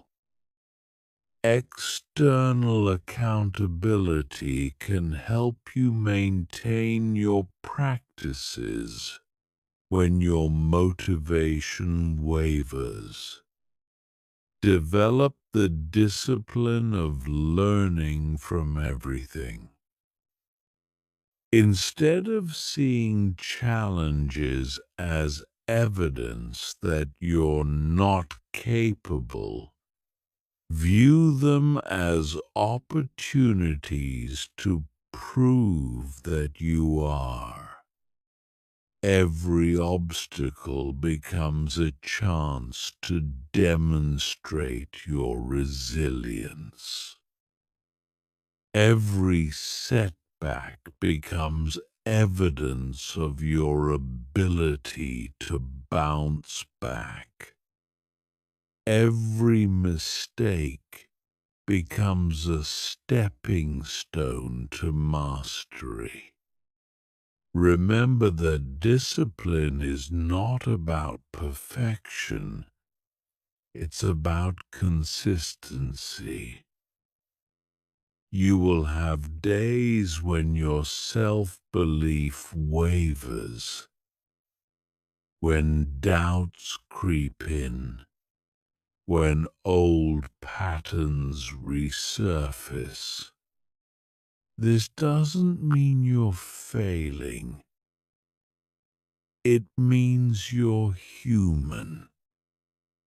The discipline is in getting back to your practices quickly rather than allowing temporary lapses to become permanent patterns. The discipline of unwavering self-belief is like building muscle. It requires consistent training, progressive overload, and patience with the process. You don't become physically strong overnight, and you don't become mentally invincible immediately. But every day you practice, every choice you make to believe in yourself despite evidence to the contrary, every moment you choose empowerment over limitation, you become stronger. Your self-belief is not at the mercy of your circumstances, your mood, or other people's opinions. It's under your complete control, but only if you exercise the discipline to maintain it consistently. Only if you treat it as a practice rather than a feeling, a choice rather than a circumstance, a discipline rather than a luxury. Chapter 8: Failure-Proof Self-Belief. Transforming setbacks into comebacks. Unstoppable people don't avoid failure. They transform it. They understand that setbacks are not evidence of inadequacy, but opportunities for growth. They know that every failure contains within it the seeds of an even greater success. Most importantly, they never allow external circumstances to shake their fundamental belief in their own worth and capability. The difference between people who crumble after failure and those who come back stronger is not their circumstances. It's their interpretation of those circumstances. Failure is never actually about failure. It's about meaning. Two people can experience the exact same setback and have completely different responses based on the story they tell themselves about what happened. The person with fragile self-belief interprets failure as evidence that they're not cut out for success. They see setbacks as confirmation of their limitations, proof that they should have never tried in the first place. Each failure becomes another reason to doubt themselves, another piece of evidence in the case against their own potential. But the person with unshakable self-belief interprets failure completely differently. They see failure as feedback, as course correction, as valuable information about what doesn't work, so they can adjust their approach. They understand that failure is not the opposite of success.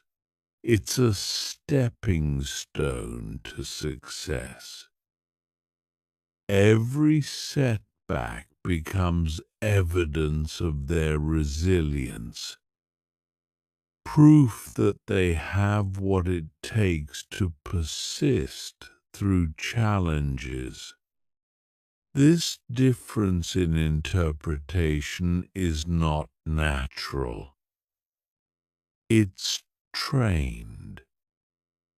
You can learn to reframe failure in ways that actually strengthen your self-belief rather than weaken it. You can develop such a powerful relationship with setbacks that you actually become grateful for them because you know they're making you stronger, smarter, and more capable. The first step in developing failure-proof self-belief is to separate your results from your identity. Your worth as a person is not determined by your performance in any single situation. You are not your failures any more than you are your successes. You are a being of infinite potential who is temporarily experiencing certain results based on your current level of skill, knowledge, and strategy. When something doesn't work out the way you planned, resist the urge to make it mean something about your fundamental capabilities. Instead of thinking, "I'm not good at this," think, "This approach didn't work." Instead of, "I always fail," think, This strategy needs adjustment. Instead of "I'm not meant for success," think "I'm learning what success requires." Develop the habit of extracting lessons from every setback. Within hours of experiencing any failure, ask yourself 3 questions. What did I learn from this experience? How can I use this information to improve my approach? What strengths did I demonstrate, even in this challenging situation? This practice trains your mind to mine gold from even the most disappointing experiences. Understand that failure is often a necessary part of the success process. Most breakthrough achievements require multiple iterations, experiments, and adjustments. The Wright brothers didn't achieve flight on their first attempt. Edison didn't invent the light bulb without numerous failures. Every innovation, every breakthrough, every success story is built on a foundation of lessons learned through setbacks. Stop romanticizing the idea of overnight success. The stories you hear about people who made it quickly are usually missing crucial details about the years of preparation, the multiple failed attempts, and the countless invisible setbacks that preceded their visible success. Real success is almost always built on a foundation of failures that most people never see. Develop resilience by reframing your relationship with discomfort. Most people try to avoid the discomfort of failure, but discomfort is where growth happens. Just as physical muscles grow stronger by being stressed and challenged, mental muscles grow stronger by facing and overcoming setbacks. Instead of avoiding failure, start seeking the growth that comes from handling challenges effectively. Create a failure resume alongside your success resume. Document your setbacks, what you learned from them, and how they contributed to your eventual success. This practice helps you see failure as an investment in your future success rather than evidence against your capability. Many highly successful people report that their failures taught them more than their successes. Practice emotional regulation during setbacks. The immediate aftermath of failure often brings intense emotions like disappointment, frustration, or shame. These emotions are natural, but they don't need to define your response.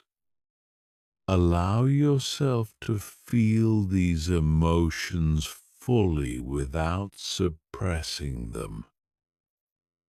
But don't make permanent decisions based on temporary emotional states. Develop a setback recovery ritual. Create a specific process you follow whenever you experience failure.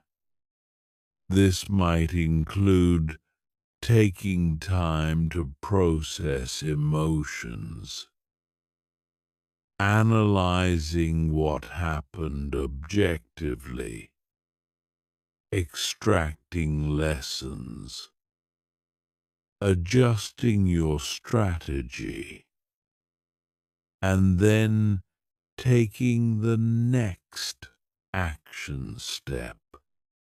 Having a systematic approach to failure recovery prevents you from wallowing in disappointment and gets you back into productive action quickly.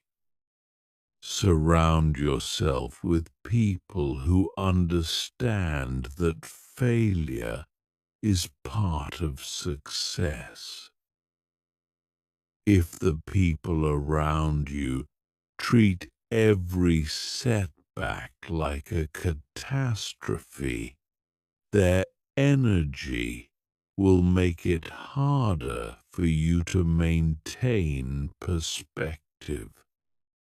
Seek out relationships with people who have experienced significant setbacks and comebacks themselves. Their energy and wisdom will support your resilience during challenging times. Study the failure stories of people you admire.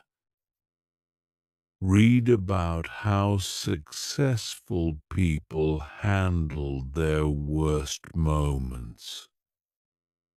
Learn about their setbacks, their mistakes, and their recovery strategies. This practice normalizes failure and shows you that the people you most respect have all faced similar challenges. It also provides you with models for how to handle setbacks with grace and strength. Use failure as fuel for your next attempt. Instead of letting setbacks drain your energy, let them energize you. Channel the frustration, disappointment, and determination into focused action. Many people report that their greatest successes came immediately after their most challenging failures, because the setback motivated them to elevate their effort and strategy. Remember that your comeback is always greater than your setback when you handle failure correctly. Every challenge you overcome makes you stronger, wiser, and more capable.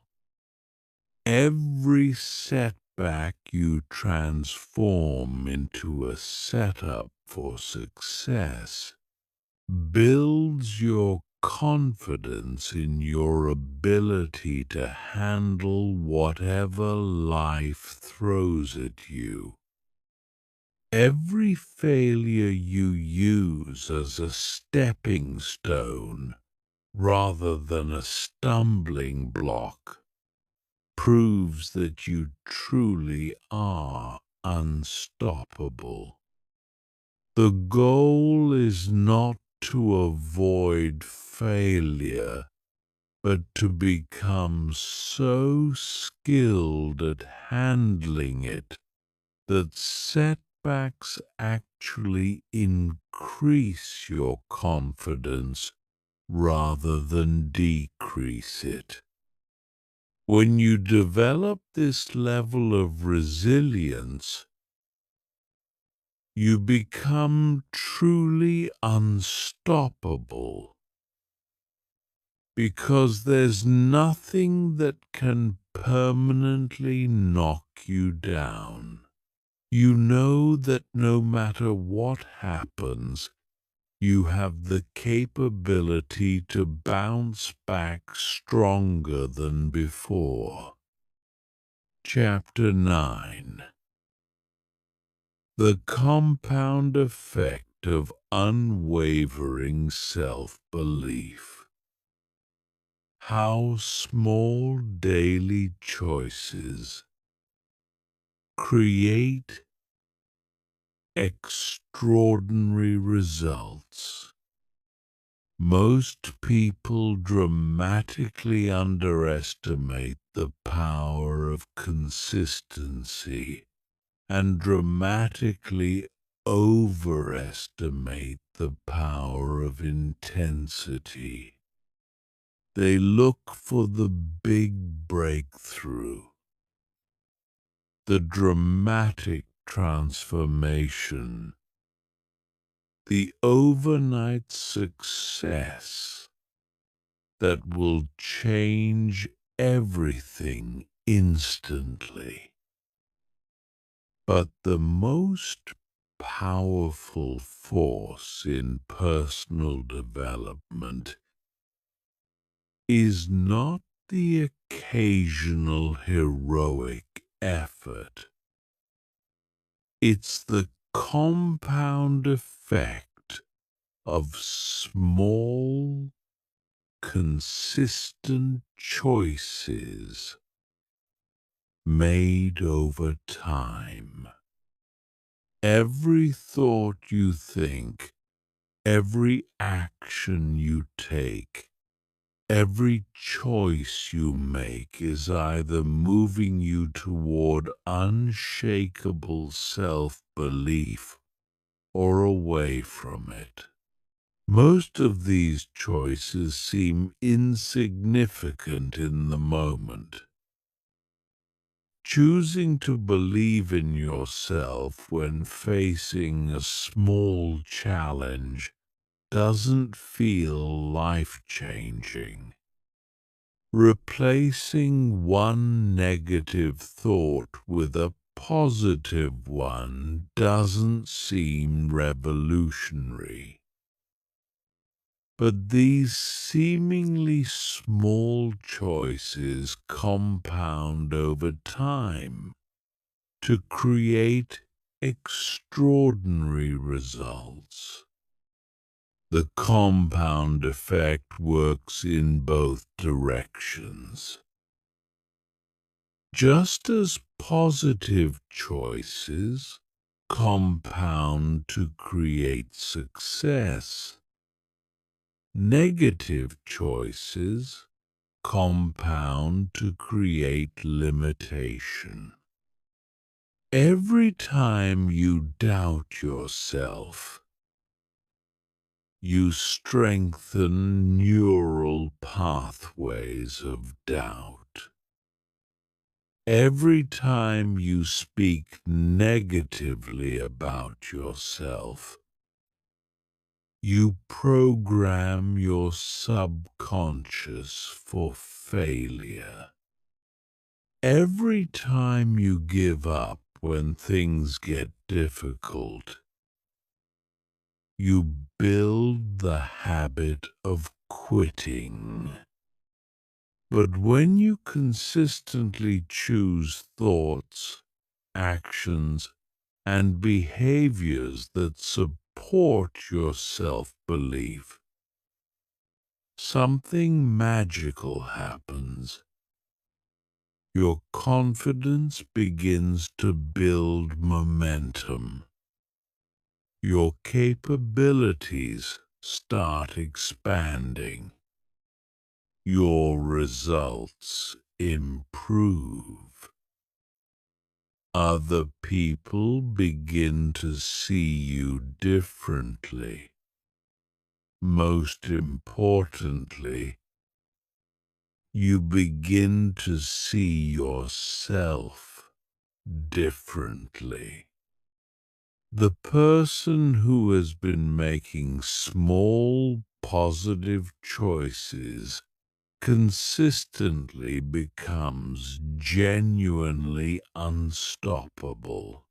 This is why dramatic transformation often appears to happen overnight to outside observers, but actually takes years to develop. The person who suddenly becomes successful has usually been making the right choices consistently for much longer than anyone realizes. The overnight success is usually years in the making, built on a foundation of countless small decisions that compounded into extraordinary capability. The key to harnessing the compound effect is to identify the small daily choices that will have the biggest long-term impact on your self-belief. These are usually simple behaviors that are easy to do but also easy not to do, because they don't create immediate dramatic results. Most people abandon them before they have a chance to compound. One of the most powerful compound choices is how you start each day. Spending the first few minutes of each morning programming your mind for success might seem insignificant, but over the course of a year, this practice shapes your entire mindset. A person who starts each day with empowering thoughts and positive expectations becomes fundamentally different from someone who starts each day in reactive mode, checking their phone and immediately filling their mind with other people's agendas. Another crucial compound choice is how you respond to small challenges and setbacks throughout the day. Most people don't think these minor situations matter, but they're actually the building blocks of your character and confidence. Every time you choose courage over fear in a small situation, you build courage that serves you in bigger situations. Every time you persist through a minor difficulty, you strengthen your persistence muscle for major challenges. The words you use when talking to yourself compound dramatically over time. The person who consistently speaks to themselves with kindness, encouragement, and belief develops a fundamentally different relationship with themselves than someone who uses harsh, critical, or doubtful language. These internal conversations happen thousands of times per day, and their cumulative effect shapes your entire self-concept. Your physical posture and body language also compound over time. The person who consistently stands tall, makes eye contact, and moves with confidence literally rewires their brain for confidence. Your physiology influences your psychology more than most people realize. Small changes in how you carry yourself create significant changes in how you feel about yourself. The company you keep has a massive compound effect on your self-belief.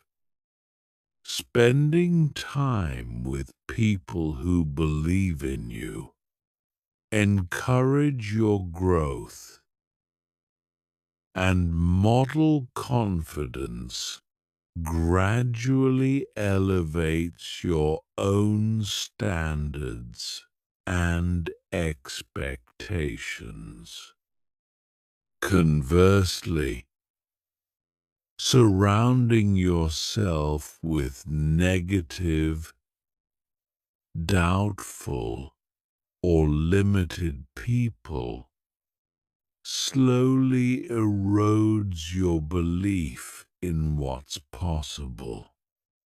Most people underestimate how much their environment shapes their mindset over time. Your learning habits compound to create either expanding confidence or stagnating limitation. The person who reads inspiring books, listens to empowering content, and continuously expands their knowledge, gradually develops an unshakable belief in their ability to learn and grow.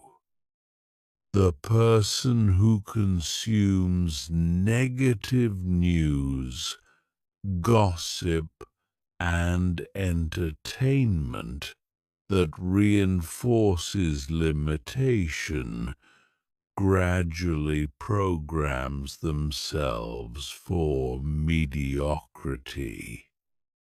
The standards you set for yourself in small areas of your life compound to create overall standards of excellence or mediocrity.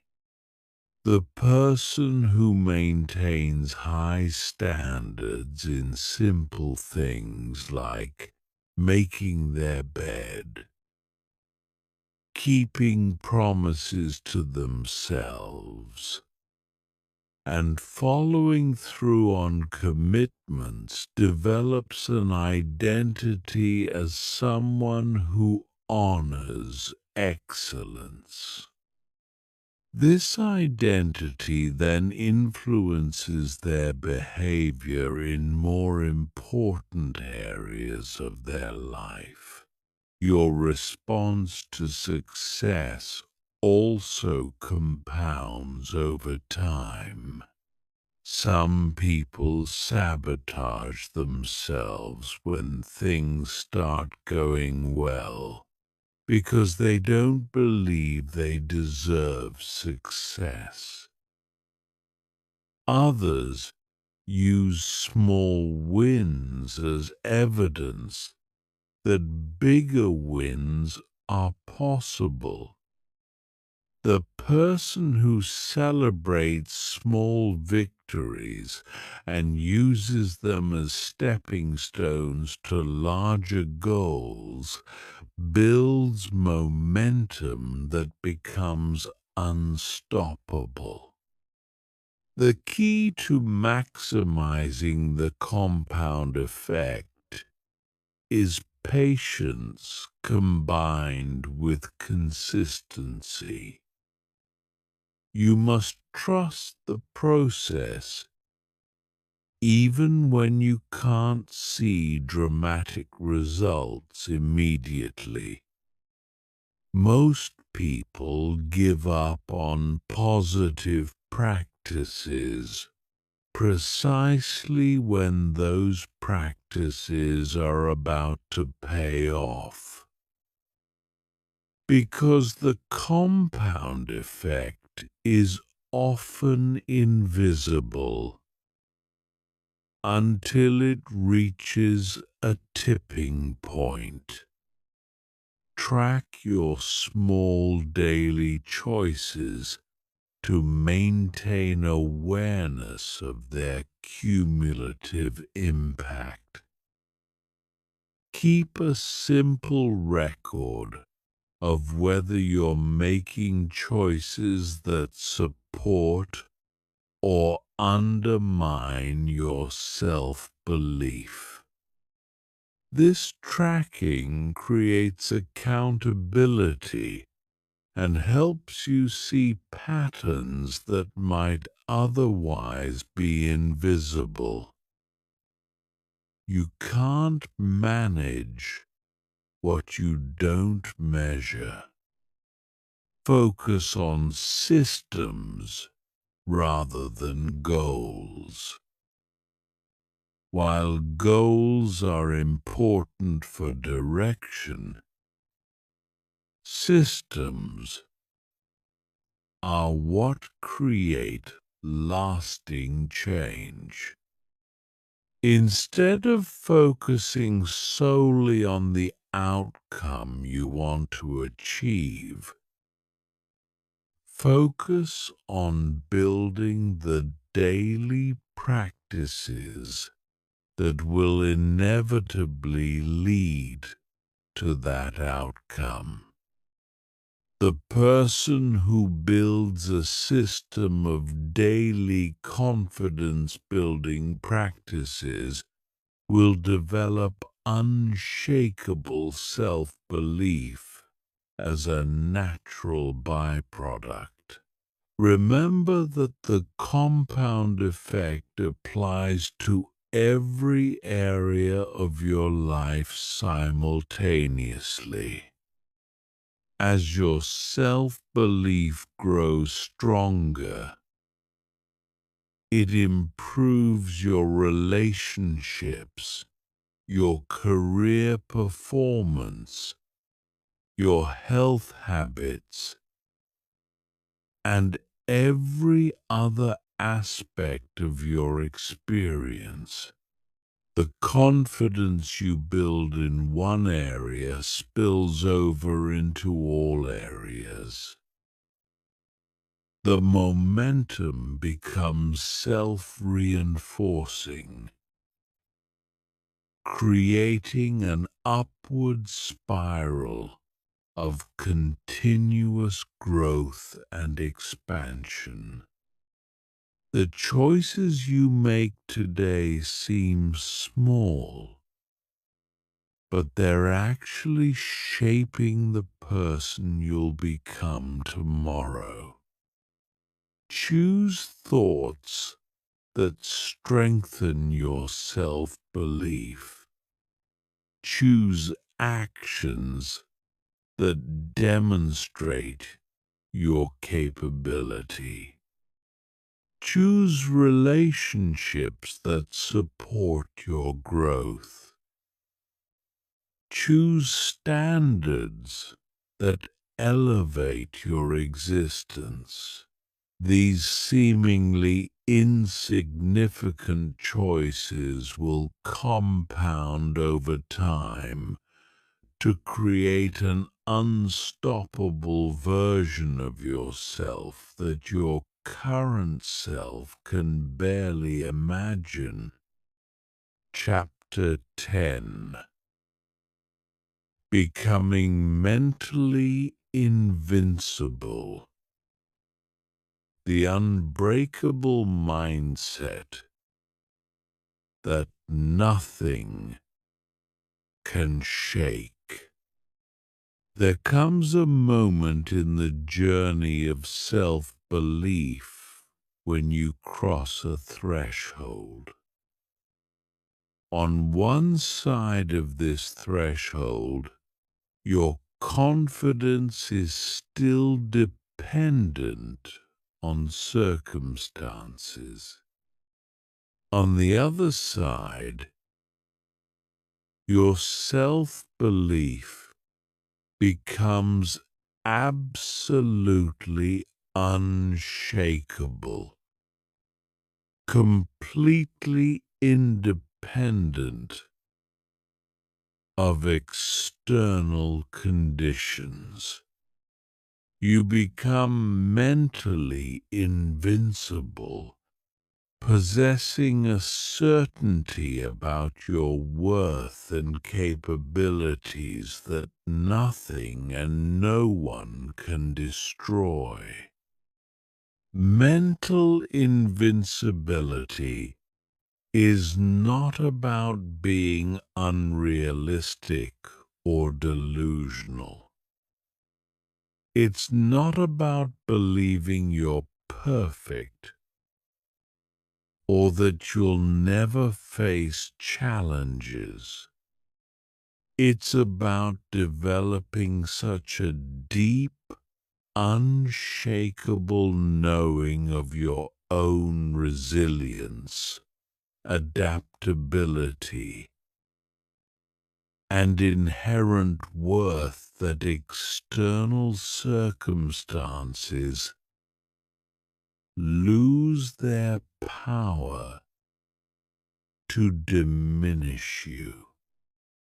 You know with absolute certainty that regardless of what happens, you will handle it, learn from it, and emerge stronger. The mentally invincible person understands that they are not their circumstances.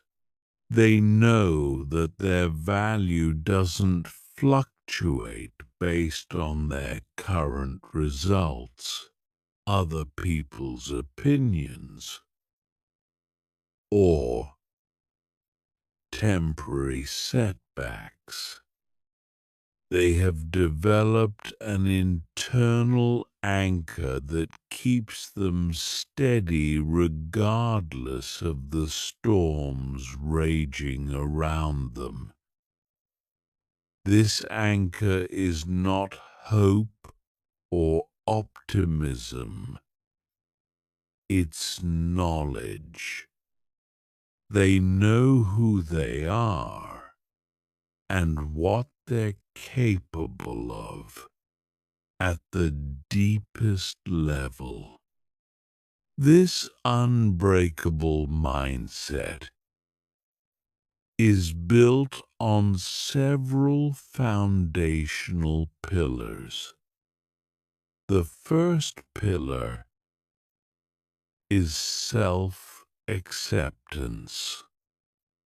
The mentally invincible person has made peace with their humanity. They accept their flaws, acknowledge their mistakes, and embrace their imperfections without letting these human qualities diminish their fundamental sense of worth. They understand that worthiness is not earned through perfection, but inherent in existence. The second pillar is outcome independence. While the mentally invincible person is committed to their goals and works tirelessly to achieve them, they are not attached to specific outcomes for their sense of identity or worth. They know that their value is not determined by whether they get the job, win the competition, or achieve the result they're seeking.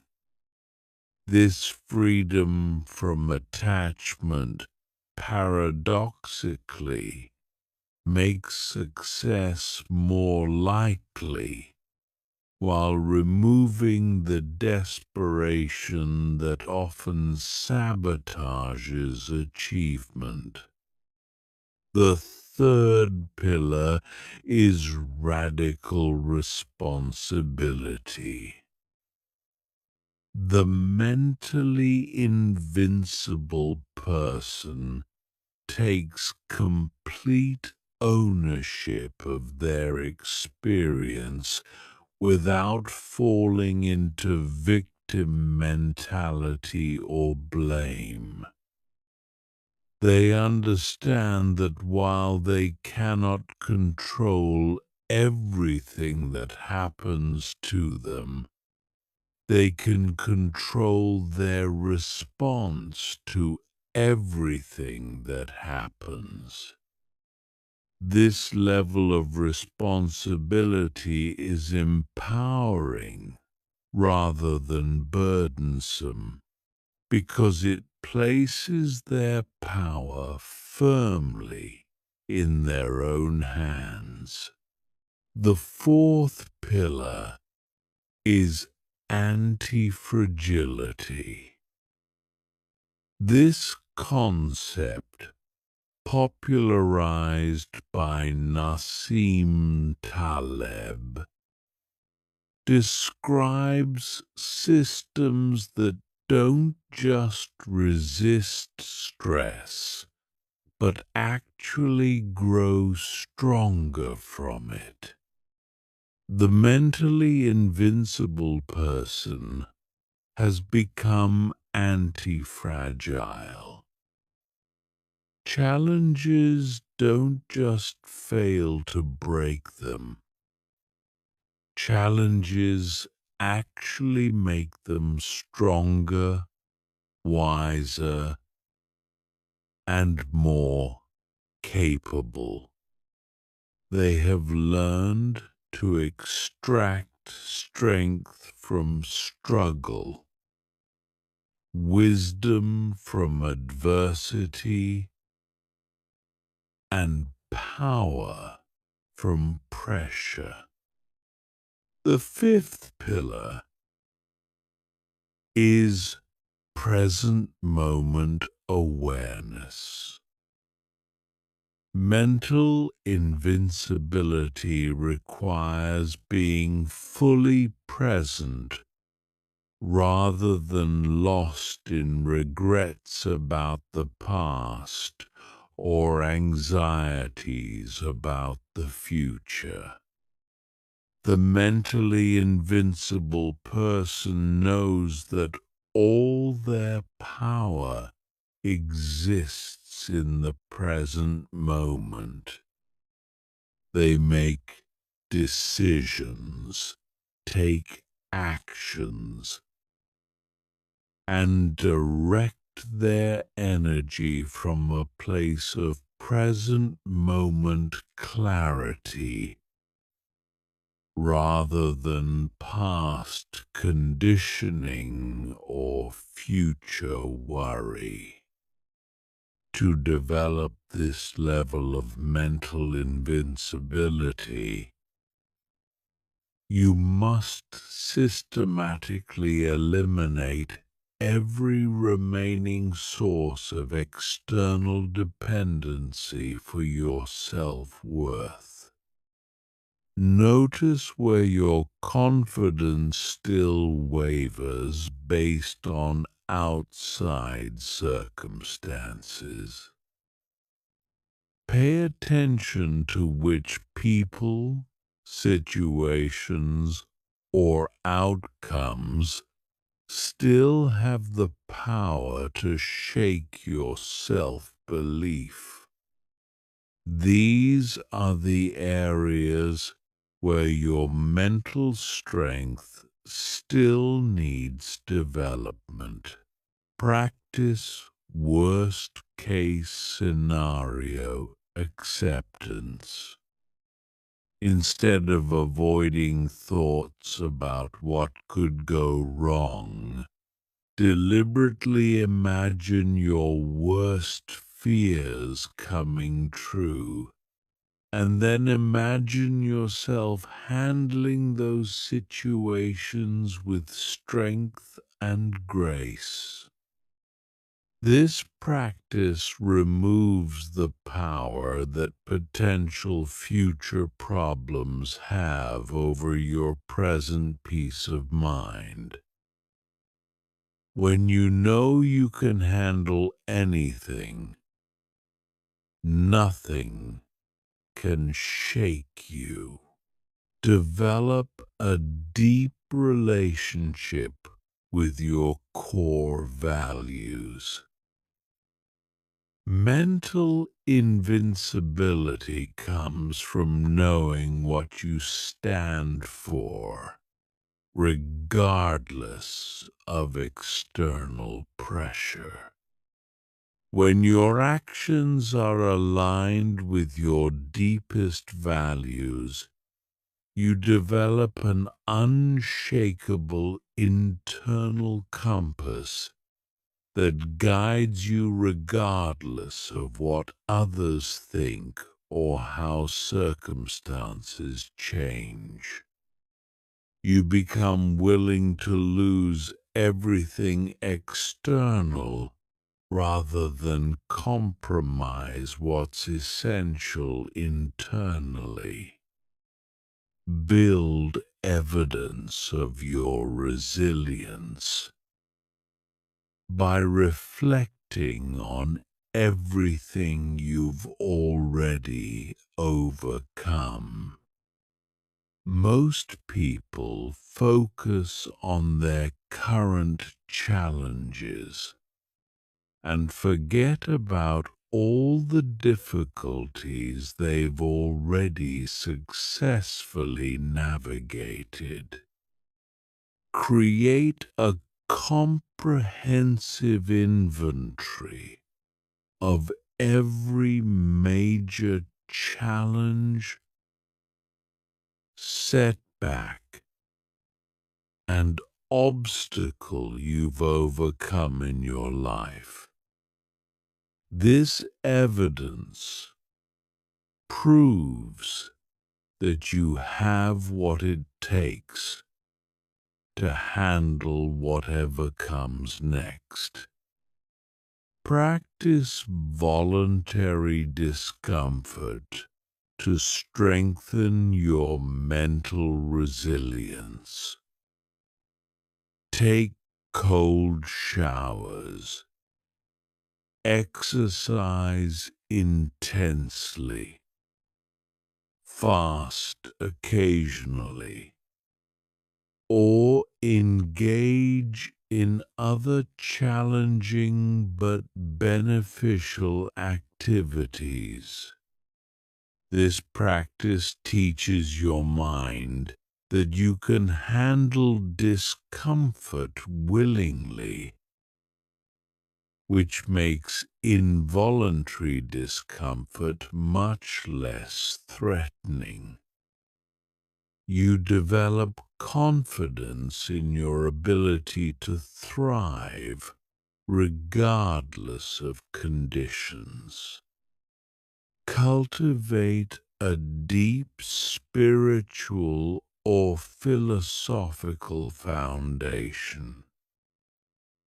Mental invincibility often requires connecting with something larger than your individual ego. This might be a spiritual practice, a philosophical framework, or a sense of purpose that transcends personal gain.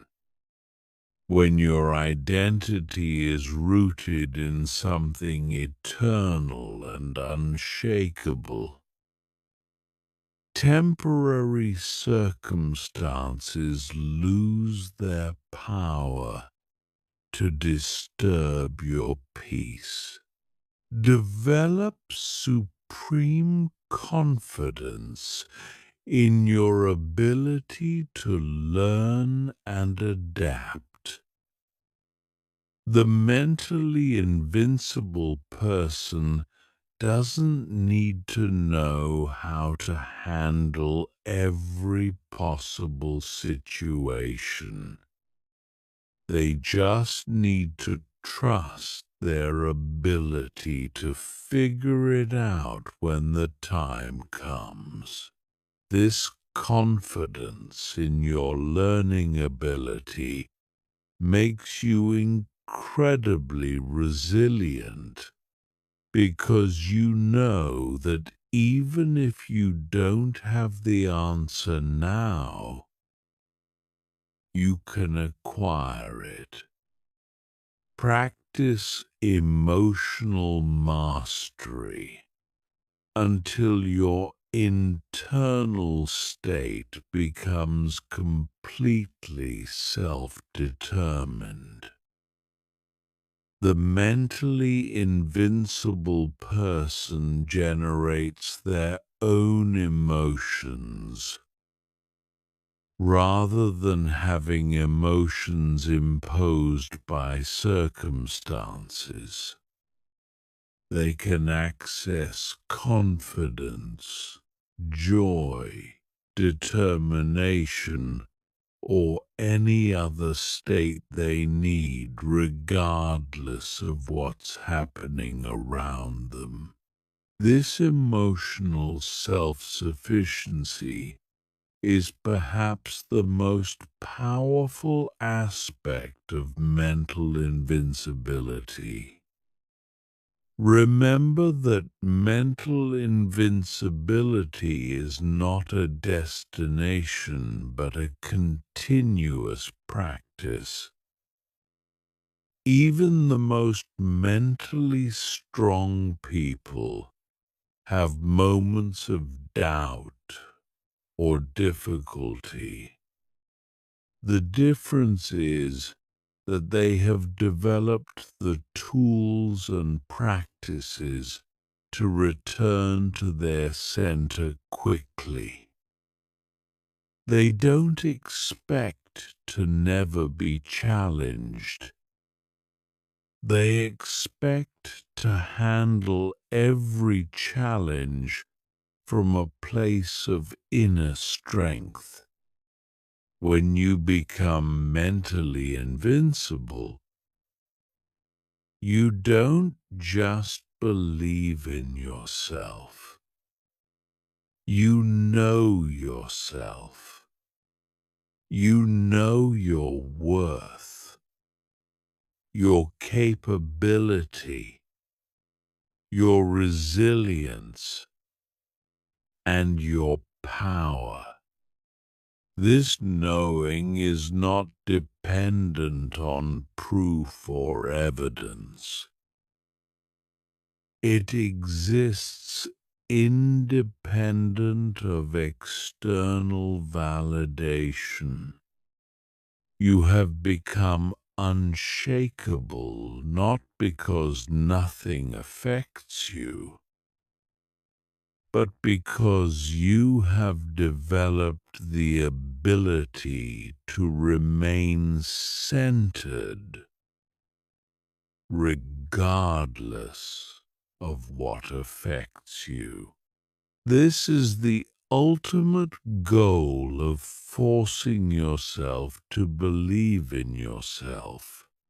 Not just temporary confidence or situational self-assurance, but complete mental invincibility. When you reach this state, you truly become unstoppable because there is nothing external that can permanently diminish your inner strength. You have become the source of your own power, and that source can never be taken away from you. Chapter 11. Advanced Self-Belief Strategies. Elite Mental Training for Extraordinary Confidence. The techniques that got you to basic self-belief will not get you to unshakable confidence. Just as athletes must advance from basic training to elite-level conditioning, your mental training must evolve to more sophisticated strategies as your self-belief grows stronger. The advanced practitioner of self-belief operates from strategies that most people never even consider. Techniques that create such profound internal certainty that external circumstances become completely irrelevant. The first advanced strategy is identity forecasting. Most people base their identity on their past experiences and current circumstances. But the mentally elite base their identity on their future potential.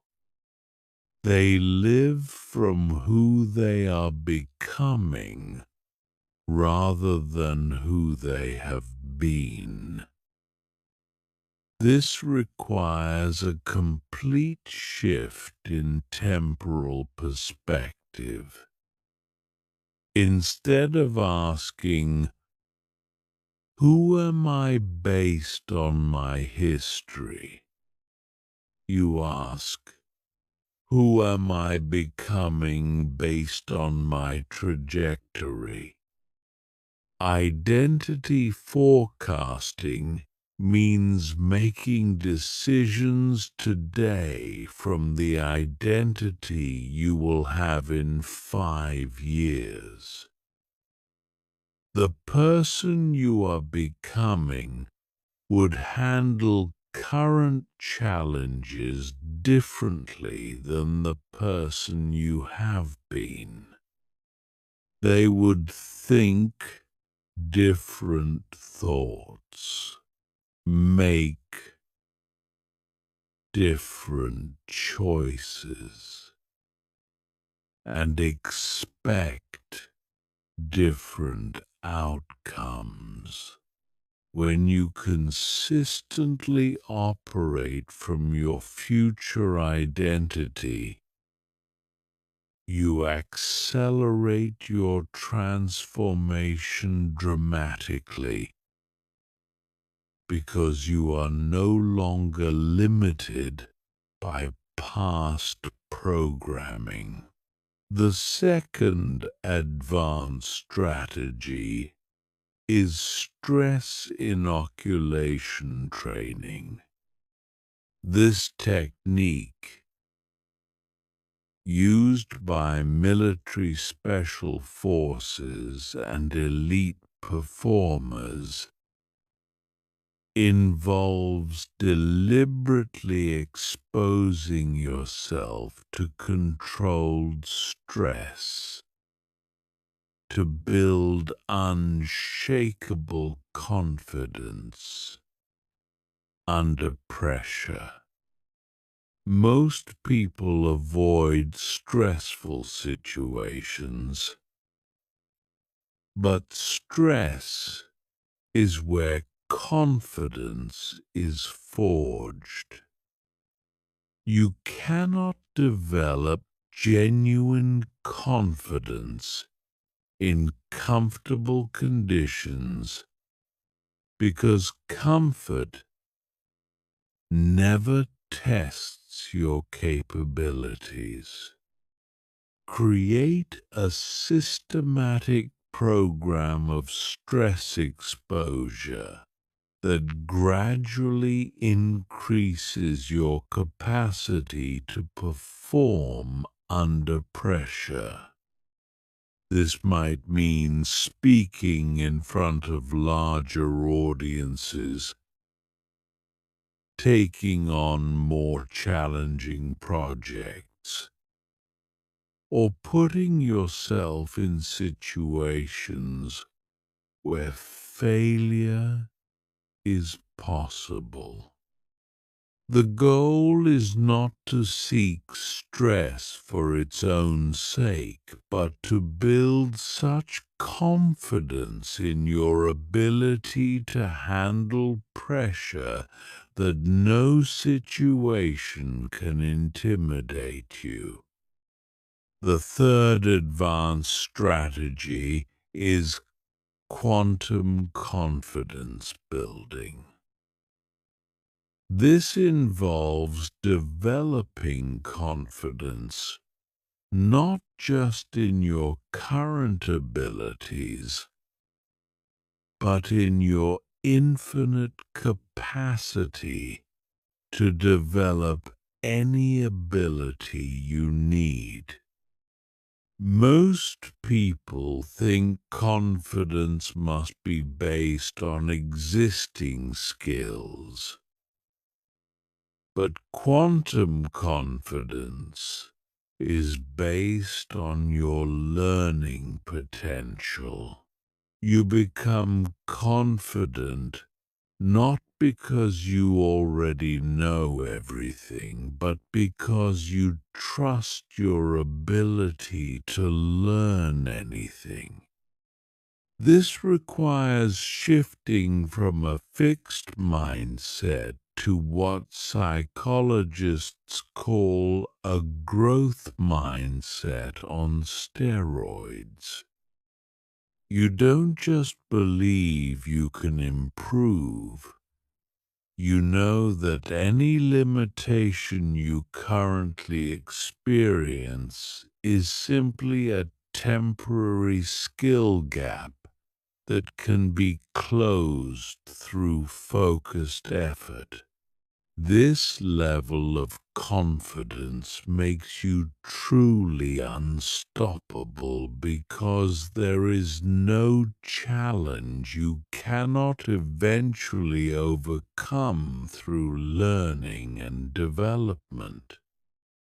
The fourth advanced strategy is meta-confidence, which is confidence in your confidence. Many people experience fluctuating self-belief because they doubt their own inner strength. Meta-confidence means you trust your ability to maintain your confidence regardless of circumstances. You know that even if you have moments of doubt, you have the tools and practices to return to certainty quickly. Develop meta-confidence by proving to yourself repeatedly that you can rebuild your confidence after setbacks. Each time you recover from doubt, you strengthen your confidence in your confidence. Eventually, you become so certain of your ability to maintain inner strength that temporary fluctuations in confidence become meaningless. You know you will always find your way back to your center. The fifth advanced strategy is reality distortion field creation. This term, originally used to describe Steve Jobs' ability to convince others that impossible things were possible, refers to your ability to create such powerful belief in your vision that it begins to reshape external reality. When your self-belief reaches this level, you literally change what others believe is possible, attracting resources, opportunities, and support that align with your unshakable certainty. This is not about manipulation or delusion. It's about developing such authentic confidence in your capabilities that others begin to see possibilities they previously missed. Your certainty becomes contagious. inspiring others to believe in what you're creating. This collective belief creates momentum that makes seemingly impossible goals inevitable. The sixth advanced strategy is temporal confidence mastery. Most people's confidence fluctuates based on their current circumstances or recent experiences. Advanced practitioners develop the ability to access confidence from any time period. They can draw strength from future achievements they haven't yet accomplished, past victories they've already won, or present moment awareness of their inherent worth. Practice moving your consciousness through time to access confidence from different sources. When facing a current challenge, imagine how confident you'll feel after overcoming it. Connect with the satisfaction and strength of that future moment and bring that energy into your present experience. This technique allows you to access the confidence you need from any temporal perspective. The seventh advanced strategy is dimensional confidence expansion. This involves developing confidence across all dimensions of your existence simultaneously. Most people have confidence in some areas, but not others. They might be confident professionally, but insecure personally, or confident intellectually, but doubting emotionally. Advanced confidence is integrated across all aspects of your being. Work systematically to eliminate confidence gaps in any area of your life. If you're confident in business but insecure in relationships, apply the same principles that created business confidence to your personal life. If you're confident physically but doubt your intellectual abilities, recognize that the same mental strength that built your body can develop your mind. Integrated confidence creates unshakable self-belief because there are no weak spots for doubt to exploit. The eighth advanced strategy is confidence cascading.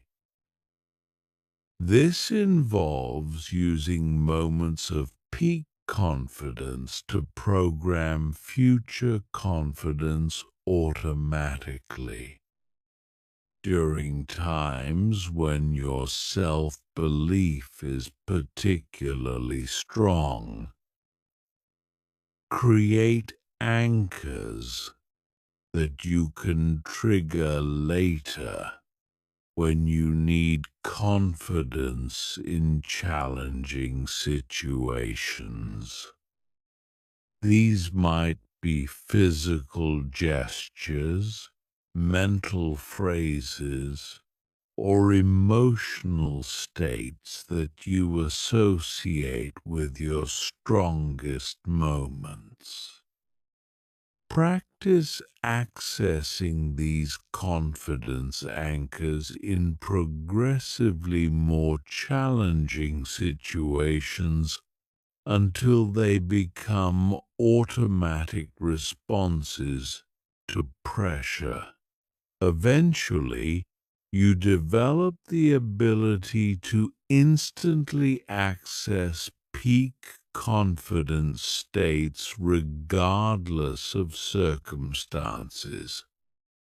This creates reliability in your self-belief that makes you completely dependable in high-pressure situations.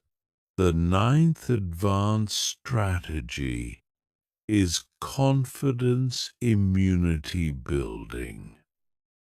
Just as your body can develop immunity to diseases through controlled exposure, your confidence can develop immunity to doubt through systematic exposure to confidence challenges. This involves deliberately seeking situations that test your self-belief and proving to yourself repeatedly that your confidence can withstand any assault. Each time you maintain your self-belief despite external pressure, criticism, or setbacks, you build immunity to future confidence challenges. Eventually, you become so immune to doubt that nothing external can shake your inner certainty. Your confidence becomes anti-fragile, actually growing stronger when challenged, rather than being weakened by adversity. These advanced strategies require commitment and consistent practice, but they create levels of self-belief that most people consider impossible. They transform confidence from an emotional state into an unshakable identity, from a temporary feeling into a permanent way of being. When you master these techniques, you don't just believe in yourself powerfully. You become the kind of person that others automatically believe in as well. Chapter 12: Handling Critics and Doubters. Bulletproof confidence in a world of negativity. The moment you begin to believe in yourself powerfully, you will encounter resistance from the world around you. People who have accepted limitation as normal will be threatened by your refusal to accept the same limitations. Those who have settled for mediocrity will be uncomfortable with your pursuit of excellence.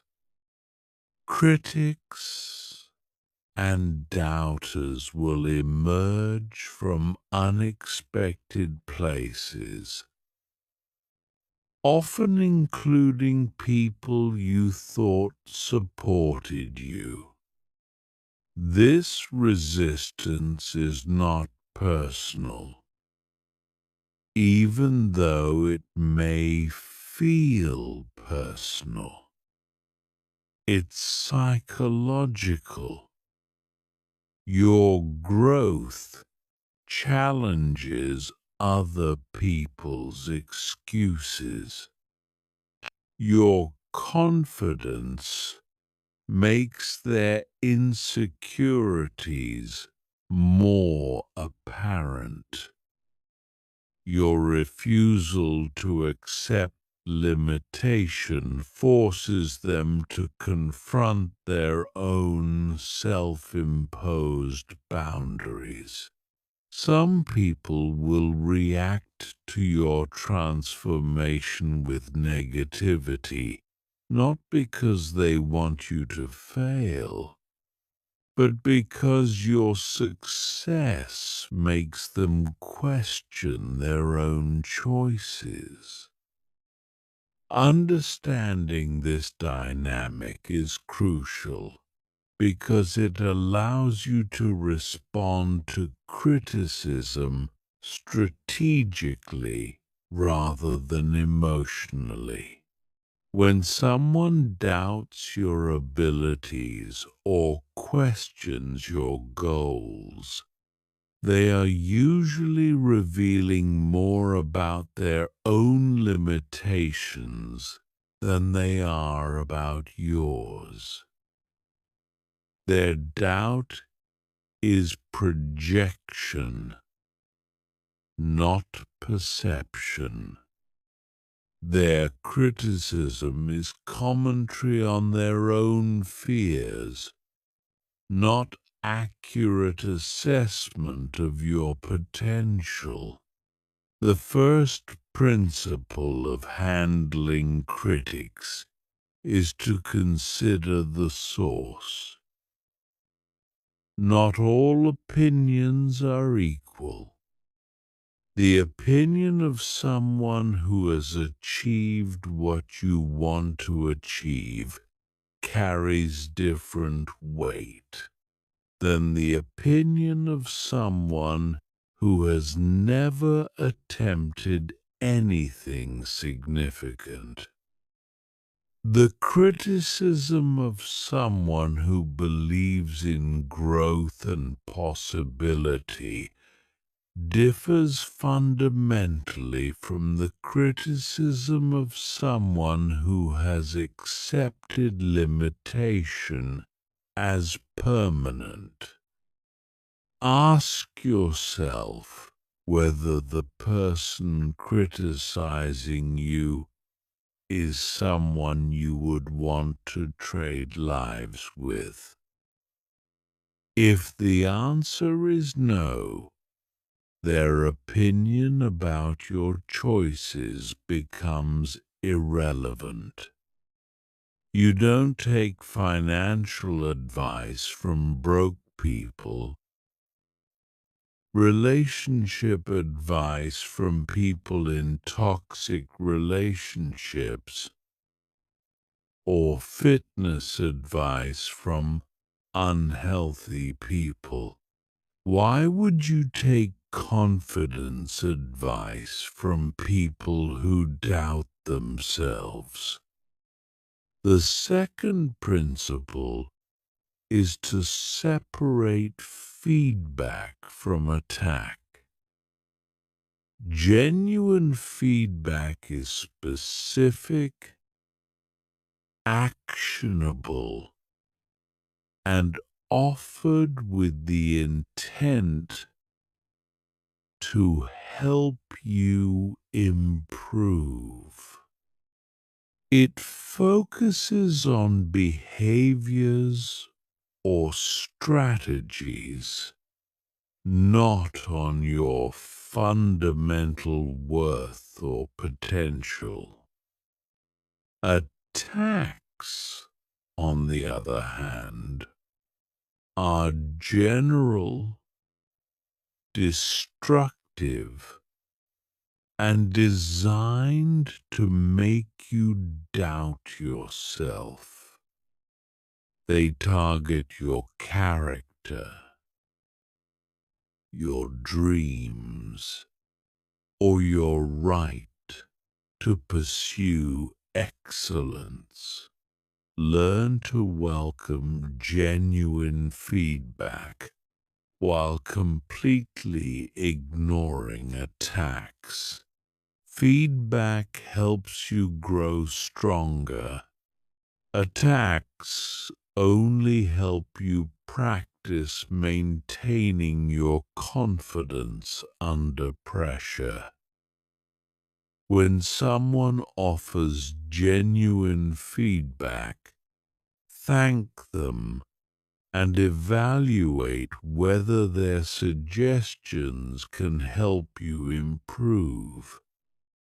When someone attacks you, recognize it as information about their own pain and let it pass through you without attachment. The third principle is the armor of outcome independence. The most bulletproof protection against criticism is not needing external approval for your sense of worth. When your confidence is internally generated rather than externally validated, criticism loses its power to wound you. You can listen to other people's opinions without being controlled by them. Develop such strong internal validation that external opinions become merely interesting information rather than sources of emotional disruption. This doesn't mean becoming closed-minded or dismissive. It means becoming so secure in your own worth that you can consider criticism objectively without it threatening your fundamental sense of self. The fourth principle is the redirect strategy.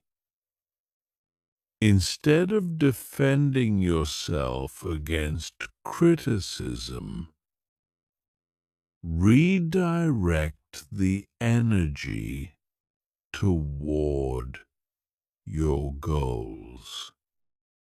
Criticism often contains useful information about obstacles you might face or areas where you need to improve your strategy.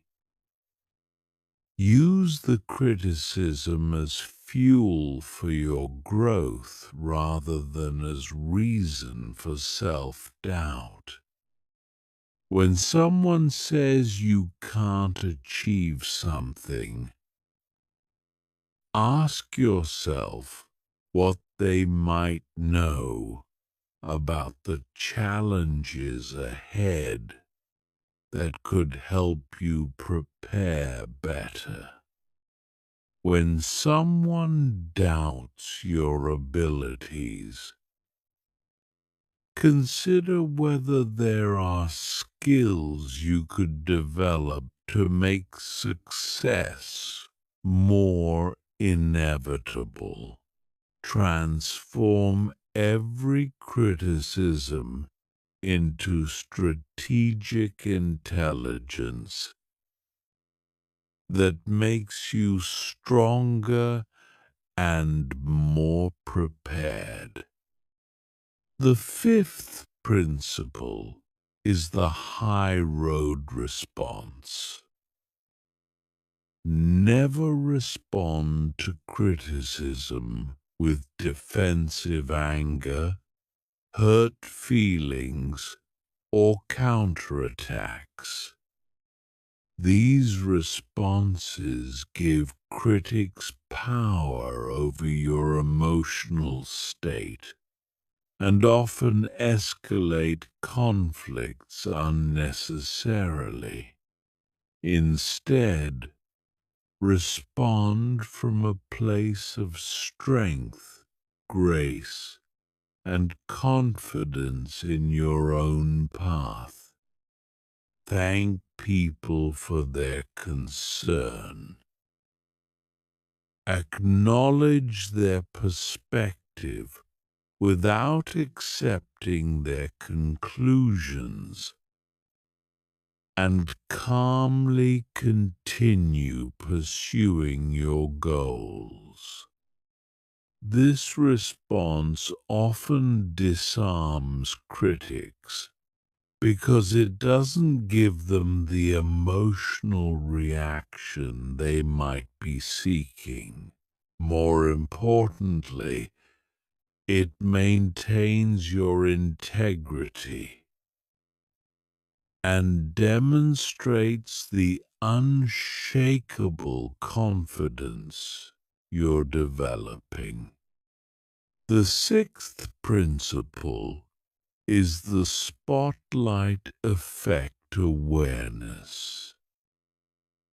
Most people drastically overestimate how much attention others pay to their actions and choices. This cognitive bias, known as the spotlight effect, makes us think everyone is watching and judging us constantly. In reality, most people are far too concerned with their own lives to spend much time thinking about yours. The criticism you receive is usually a tiny fraction of what you imagine you might receive.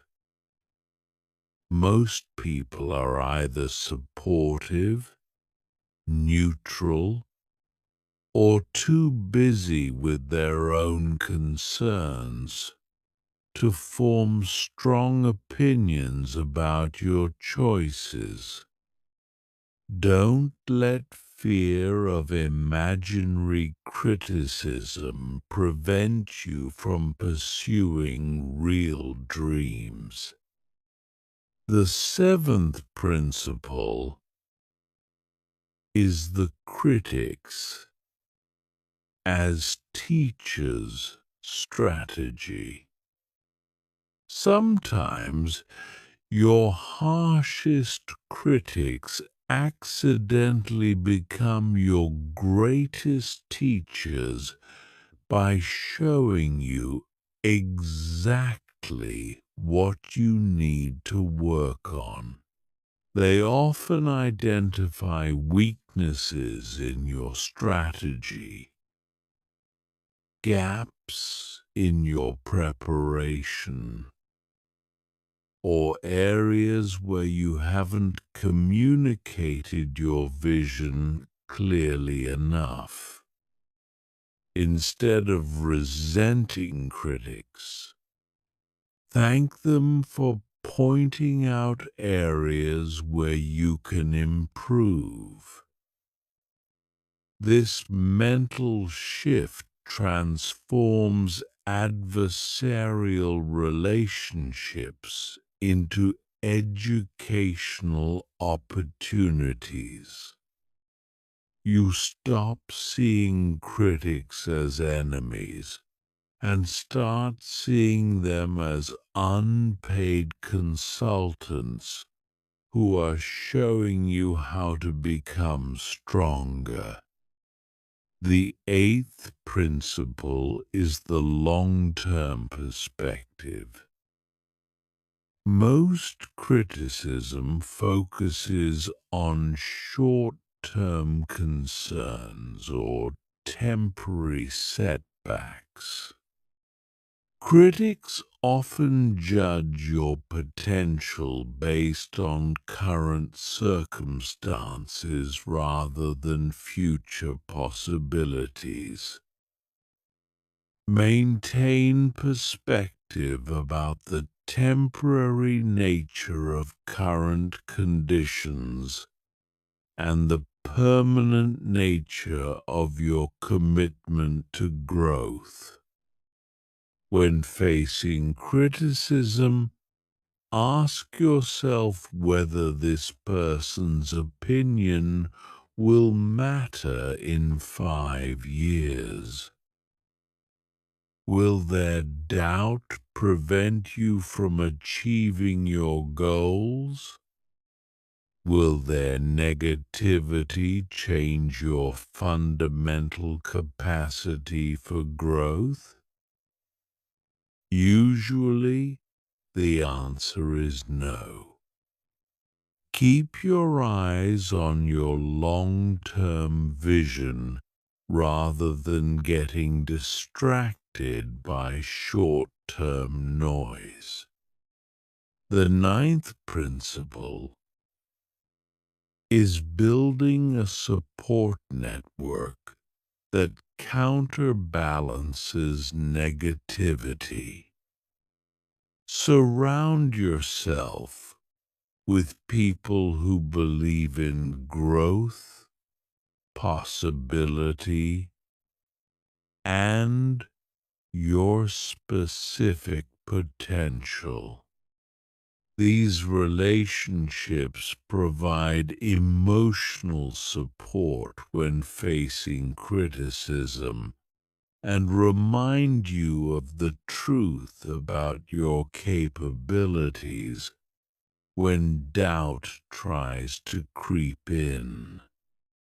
Actively cultivate relationships with people who have achieved what you want to achieve, who understand the challenges of pursuing excellence, and who celebrate your growth rather than questioning it.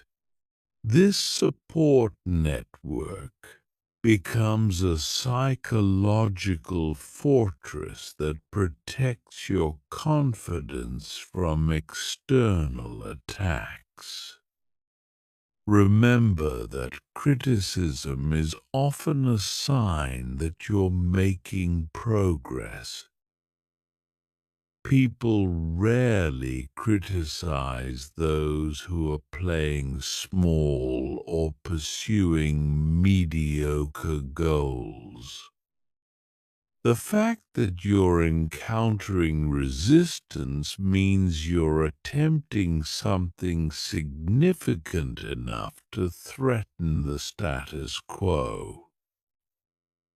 Criticism becomes evidence of your growth rather than reason to doubt your path. Use every critic as an opportunity to practice unshakable confidence. Each time you maintain your self-belief, despite external doubt, you prove to yourself that your confidence is bulletproof. Each time you stay focused on your goals despite negativity, you strengthen your immunity to future criticism. Critics become unwitting partners in your confidence development, providing the resistance necessary to build unshakable inner strength. Chapter 13: Creating Your Unstoppable Identity.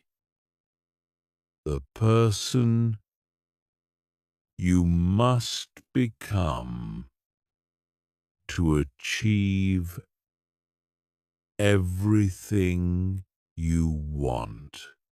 Your current identity is the invisible ceiling on your potential.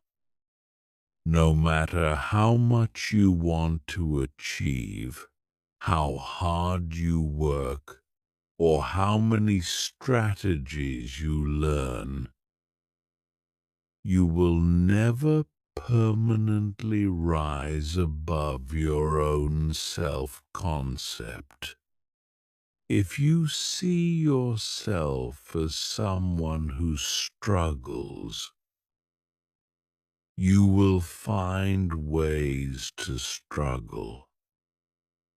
If you believe you are limited, you will unconsciously limit yourself. If your identity is small, your results will be small, regardless of your conscious efforts. But identity is not fixed. It's not determined by your past, your circumstances, or even your current capabilities.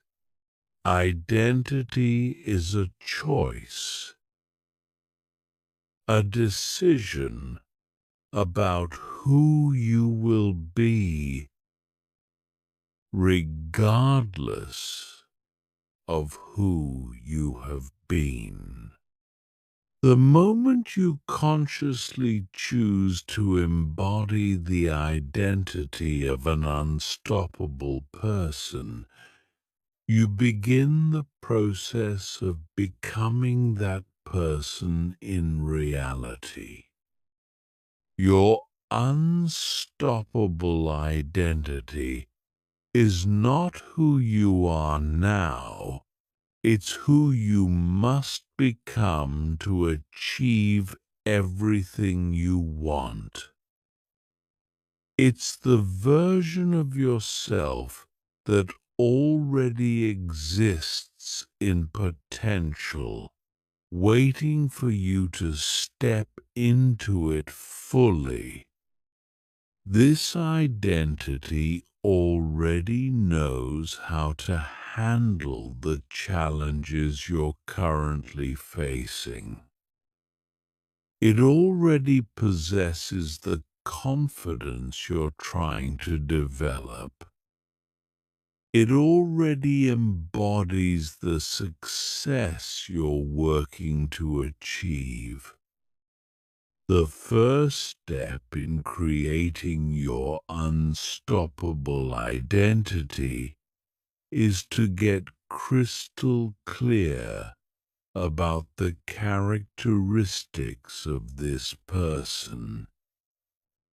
How does your unstoppable self think differently than your current self? What beliefs do they hold that you don't yet hold? How do they speak to themselves? How do they handle setbacks? What standards do they maintain? How do they treat others? How do they treat themselves? Write a detailed description of your unstoppable identity. Don't limit yourself to realistic expectations based on your current circumstances. Describe the person you would become if you had unlimited confidence, unlimited capabilities, and unlimited support. This is not fantasy, it's potential. Every human being has access to extraordinary capabilities when they remove the psychological limitations that constrain their expression. Your unstoppable identity operates from fundamentally different assumptions than your current identity, where your current self might think, "I hope this works out." Your unstoppable self thinks, "I will make this work." Where your current self sees problems, your unstoppable self sees opportunities. Where your current self feels fear, your unstoppable self feels excitement about growth. These different ways of thinking are not just optimistic perspectives, they are identity-level programs that determine your automatic responses to life situations. When you truly embody your unstoppable identity, you don't have to consciously choose confident thoughts. They arise naturally from who you are being. You don't have to force yourself to take action. Action becomes the natural expression of your identity. The process of identity transformation requires what psychologists call identity rehearsal. This means practicing being your unstoppable self in small, low-risk situations until it becomes natural to embody this identity in larger, more challenging circumstances. Every time you act from your unstoppable identity rather than your current limitations, you strengthen the neural pathways that support your new self-concept. Start by identifying one characteristic of your unstoppable identity and practicing it consistently for 1 week. If your unstoppable self is incredibly disciplined. Practice perfect discipline in small areas. If your unstoppable self speaks with confidence, practice confident communication in everyday interactions. If your unstoppable self maintains high standards, practice maintaining those standards in minor situations. Each week, add another characteristic until you are consistently embodying your unstoppable identity across all areas of your life. This gradual approach allows your nervous system to adjust to the new identity without triggering massive resistance from your subconscious mind. You become unstoppable through practice, not through overnight transformation. Your unstoppable identity also requires upgrading your standards across every area of your life. The person who accepts mediocrity in small things will struggle to achieve excellence in important things.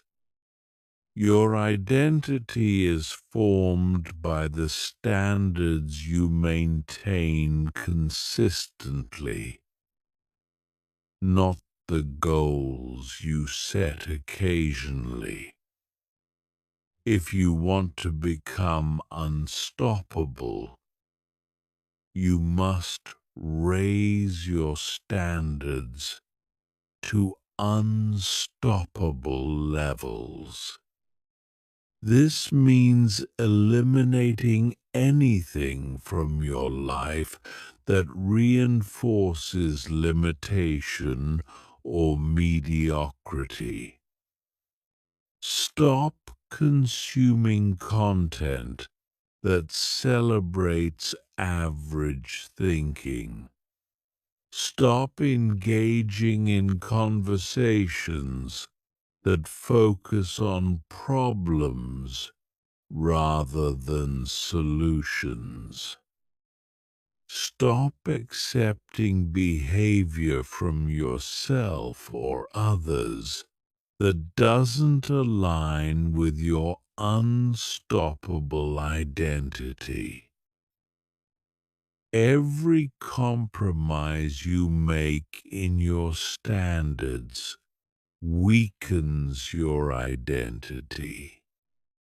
Your physical environment should reflect your unstoppable identity. Organize your living and working spaces to support peak performance. Surround yourself with visual reminders of your capabilities and achievements. Dress in a way that makes you feel powerful and confident.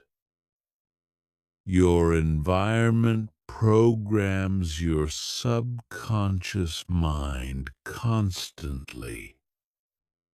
So make sure it's programming you for success rather than limitation.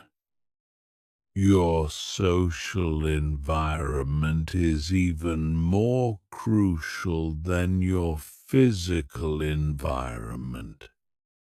You cannot maintain an unstoppable identity while surrounding yourself with people who think small, complain constantly, or accept limitation as normal. Their energy will pull you back to your old identity, regardless of your conscious efforts to transform. Actively seek relationships with people who embody the characteristics you want to develop. Study how they think, speak, and act. Model their approaches to challenges and opportunities. Ask them about their mindset and strategies. Your brain is constantly absorbing patterns from the people around you. So make sure those patterns support your unstoppable identity rather than undermining it. Your unstoppable identity must be reinforced through consistent action. Identity is not just how you think about yourself, it's how you show up in the world. Every action you take either reinforces your new identity or pulls you back to your old patterns. There is no neutral ground. You are either becoming more unstoppable or more limited with every choice you make.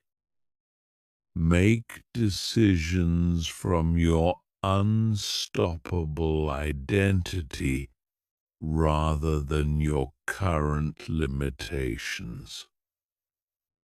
Ask yourself, what would my unstoppable self do in this situation? And then do that, regardless of how uncomfortable it might feel initially. This practice of identity-based decision-making gradually transforms your automatic responses until acting from your unstoppable identity becomes natural. Your unstoppable identity also requires a different relationship with time. Limited people think in terms of short-term comfort and long-term consequences. Unstoppable people think in terms of short-term investment and long-term vision. They are willing to sacrifice immediate comfort for future capability, immediate pleasure for future power, immediate ease for future excellence.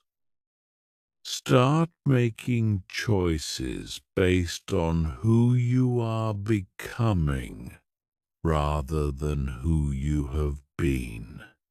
This temporal shift in decision-making accelerates your transformation because you start living from your potential rather than your past. Every choice becomes an investment in your unstoppable future, rather than a reflection of your limited history. Remember that your unstoppable identity is not a mask you wear or a role you play.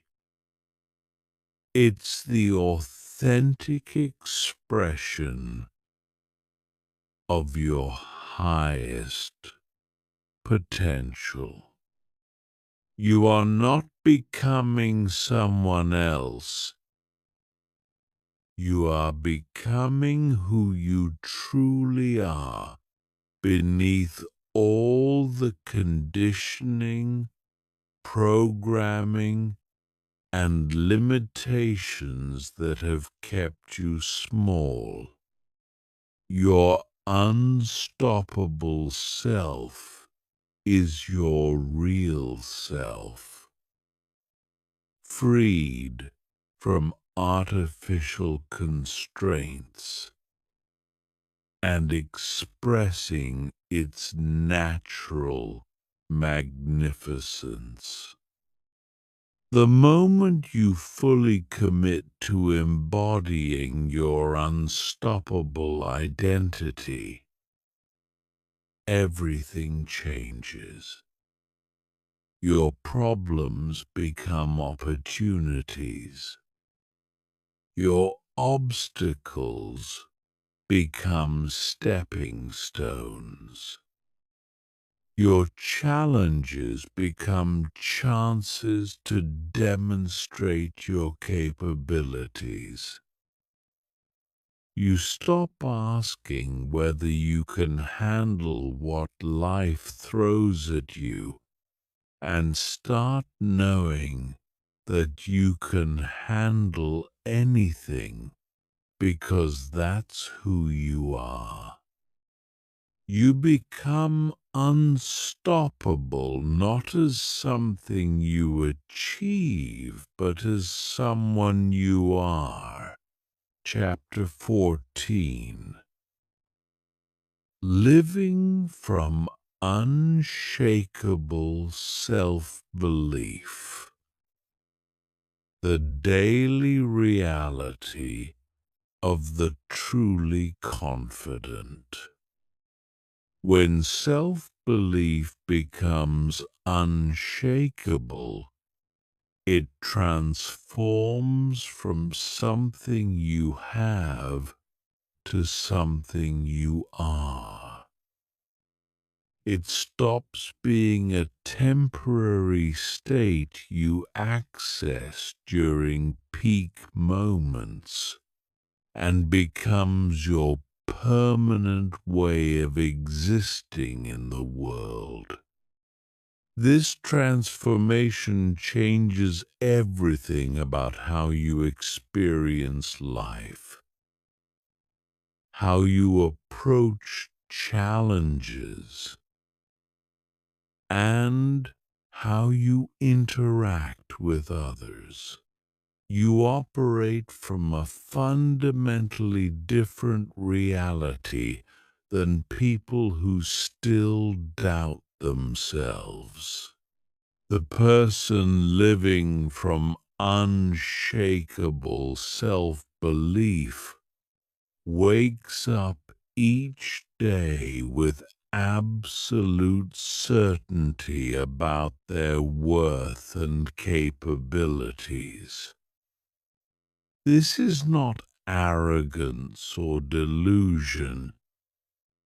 It's a deep knowing that transcends circumstances. They know that regardless of what happens during the day, they have the internal resources to handle it effectively. This knowledge creates a calm confidence that others can sense immediately. Their morning routine reflects this inner certainty. Instead of starting the day by checking their phone to see what everyone else is doing, they begin by connecting with their own vision and purpose. They don't seek external validation or approval to feel good about themselves. Their energy comes from within, generated by their connection to their own power and potential. Throughout the day, challenges arise just as they do for everyone else. But the person with unshakable self-belief interprets these challenges completely differently. Where others see problems, they see opportunities to demonstrate their capabilities. Where others feel stress, they feel excitement about growth. Where others worry about failure, they anticipate learning and eventual success. Their internal dialogue sounds nothing like the self-doubt and criticism that plagues most people. They speak to themselves with the same respect, encouragement, and belief they would offer their best friend. When they make mistakes, they view them as valuable feedback rather than evidence of inadequacy. When they face setbacks, they see temporary obstacles rather than permanent limitations. This person makes decisions quickly and confidently because they trust their judgment completely. They don't second-guess themselves endlessly or seek endless opinions from others. They gather relevant information, consider their options, make a decision, and then commit fully to that decision. If the decision proves suboptimal, they adjust course without self-recrimination. Their relationship with fear is completely transformed. Instead of avoiding situations that make them nervous, they move toward them with curiosity and excitement. They understand that fear often signals opportunity and growth potential. They feel fear just like everyone else. but they interpret it as energy for action rather than reason for avoidance. In social interactions, their unshakable self-belief creates a magnetic presence. They don't seek approval or validation from others because they already approve of themselves completely.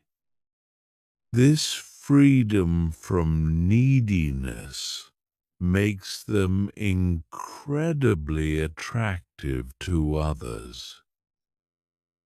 People are drawn to those who are comfortable in their own skin and confident in their own worth.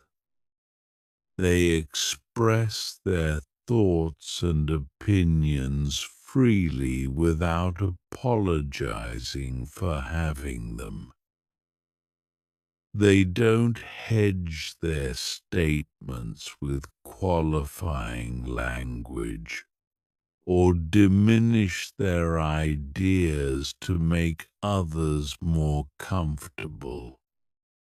They speak with conviction because they believe in their right to have and express their thoughts.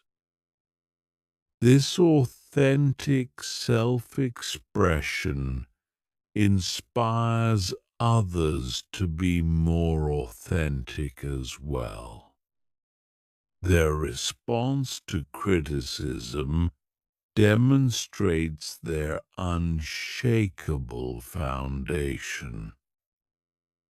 When someone doubts their abilities or questions their choices, they listen for useful information without being emotionally disrupted by the negativity.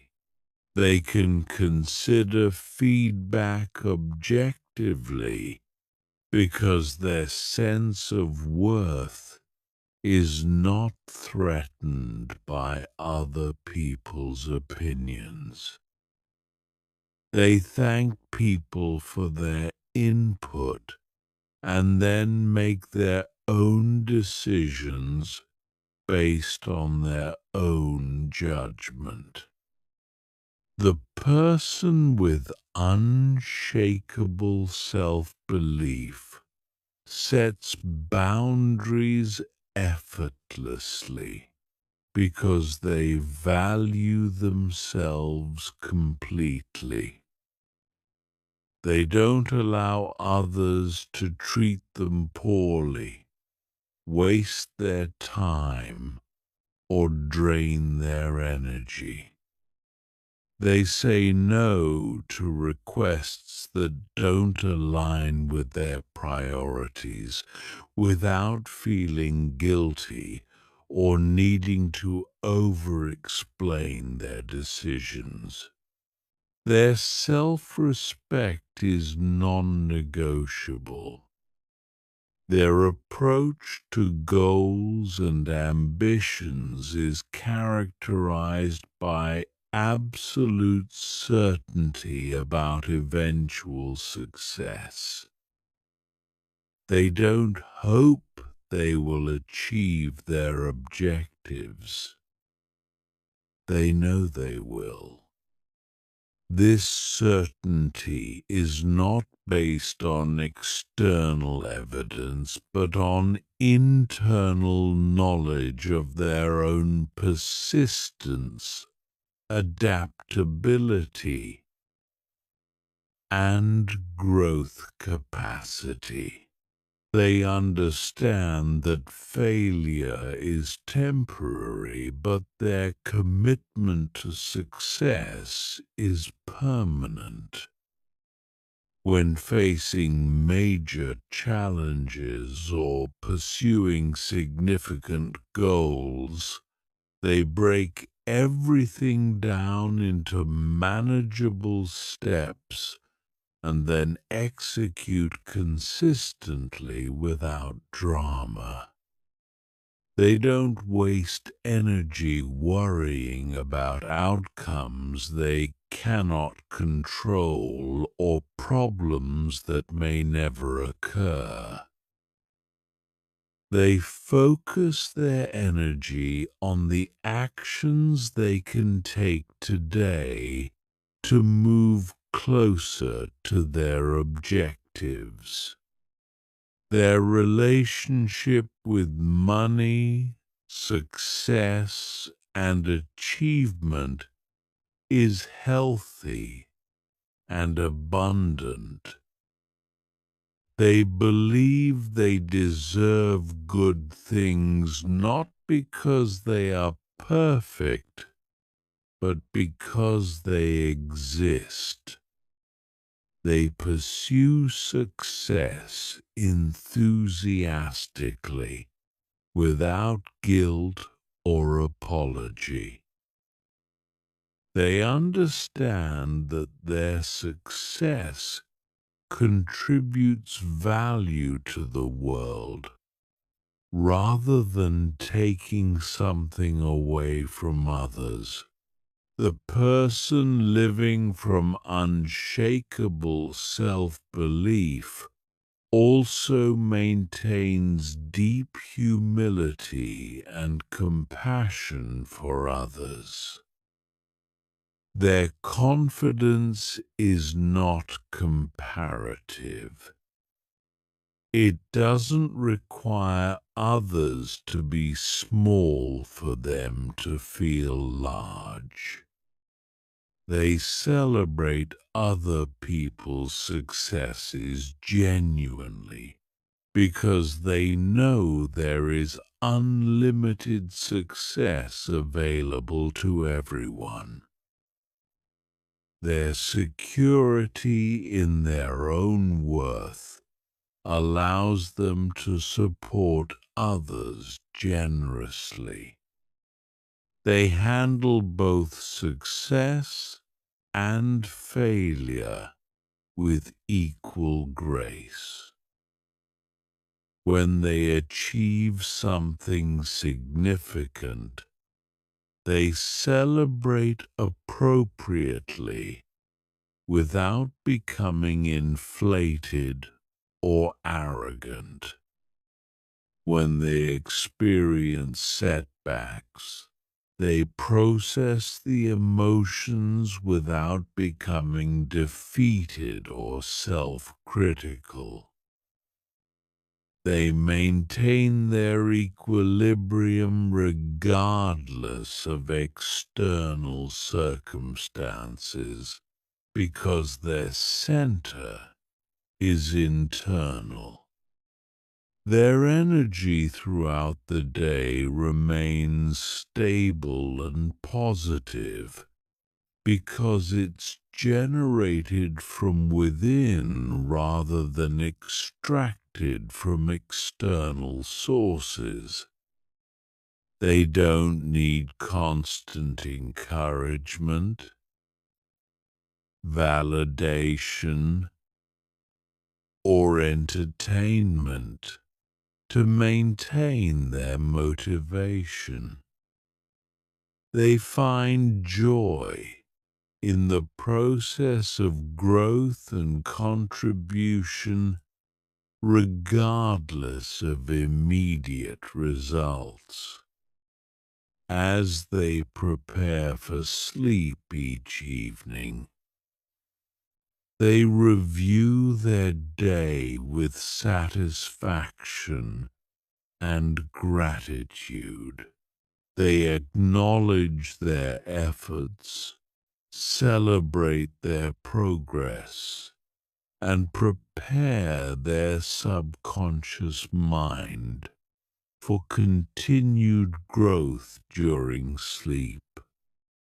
They fall asleep with certainty that tomorrow will bring new opportunities to express their capabilities and contribute value to the world.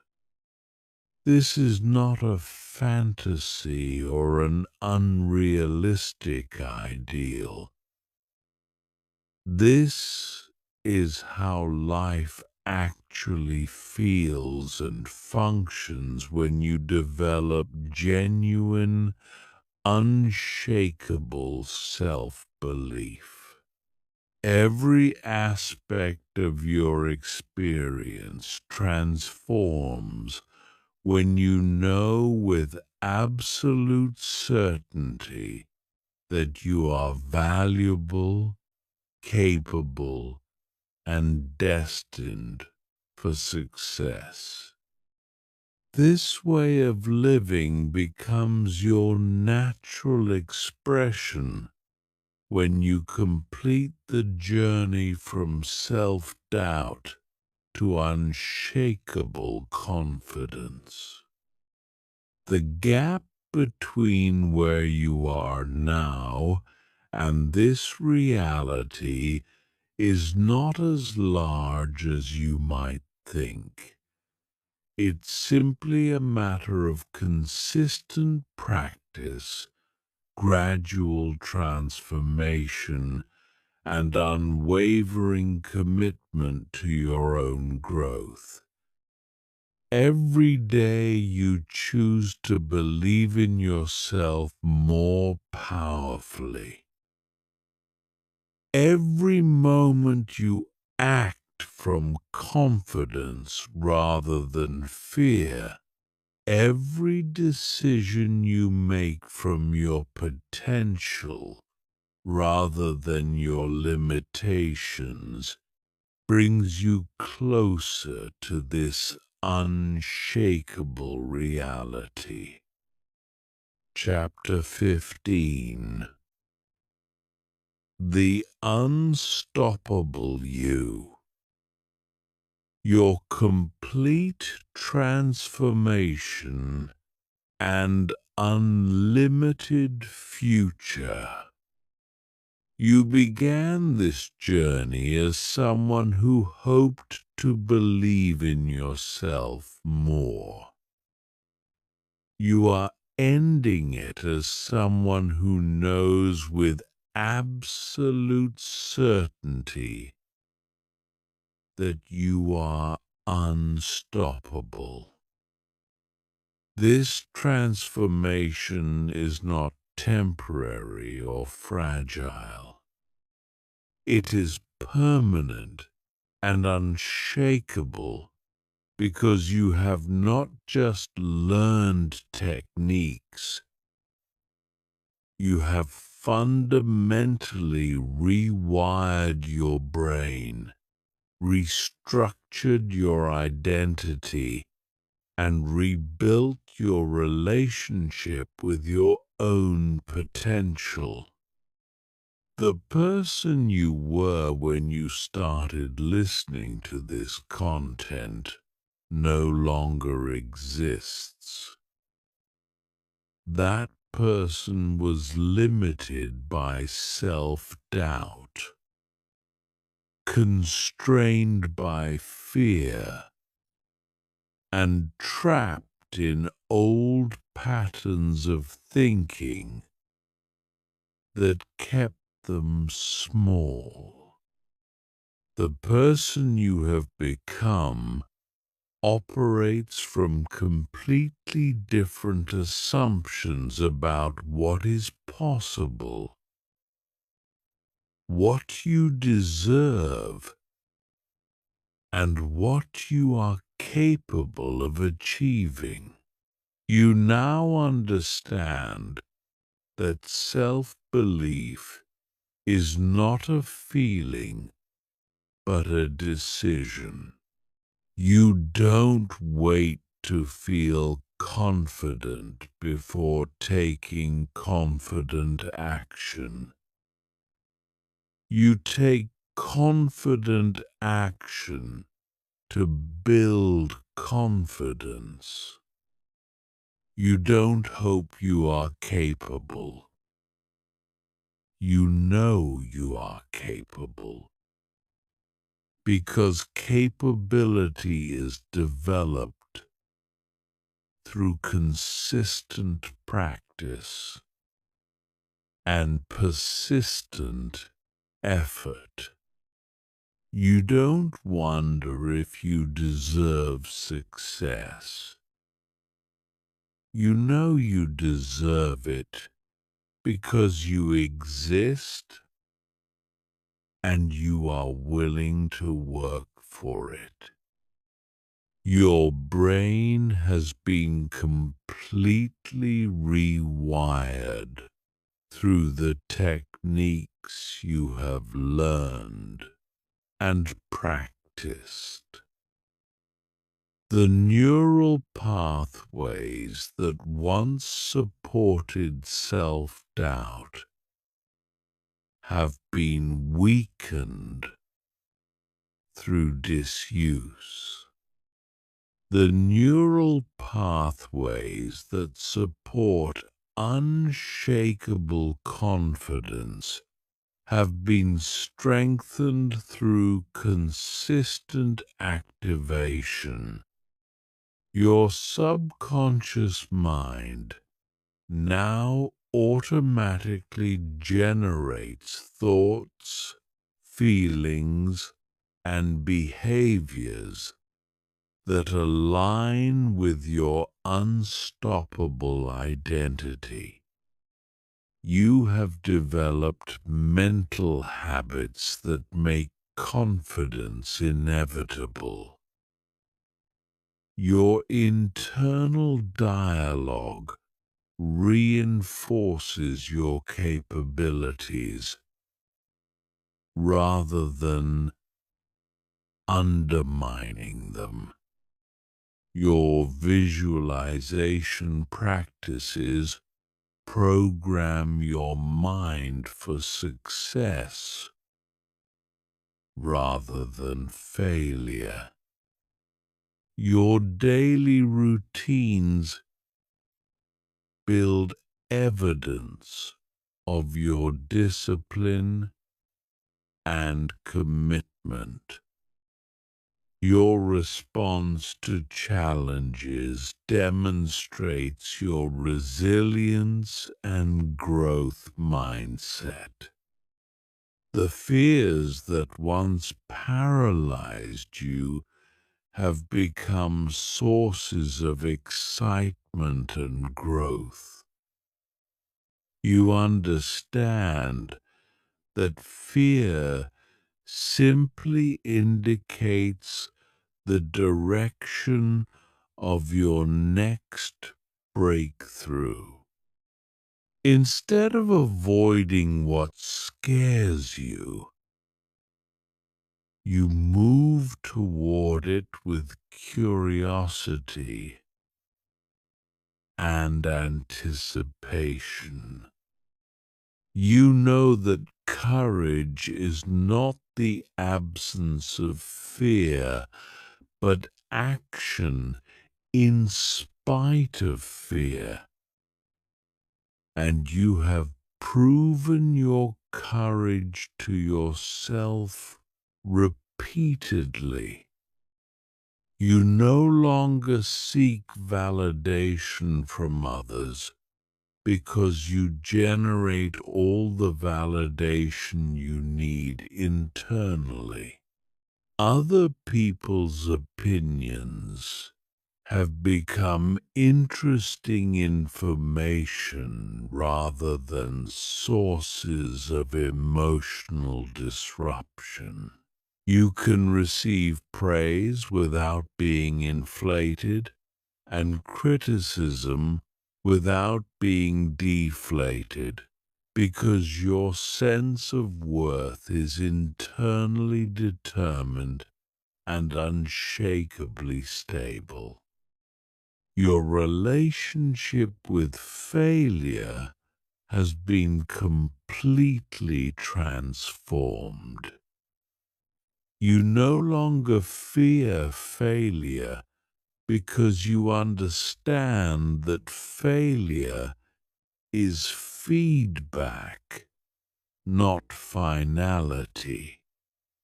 Every setback becomes a setup for a comeback. Every mistake becomes a learning opportunity. Every challenge becomes proof of your resilience and adaptability. You have become anti-fragile, growing stronger from stress rather than being weakened by it. The standards you maintain in every area of your life reflect your unstoppable identity. You no longer accept mediocrity from yourself or others. You pursue excellence not because you are trying to prove something, but because excellence is the natural expression of your true potential. Your high standards elevate everyone around you and attract opportunities that match your elevated vibration. Your goals and ambitions have expanded exponentially because you no longer limit them based on past experience or current circumstances. You dream bigger because you know that your capacity to achieve is unlimited when combined with proper strategy, persistent effort, and unshakable belief.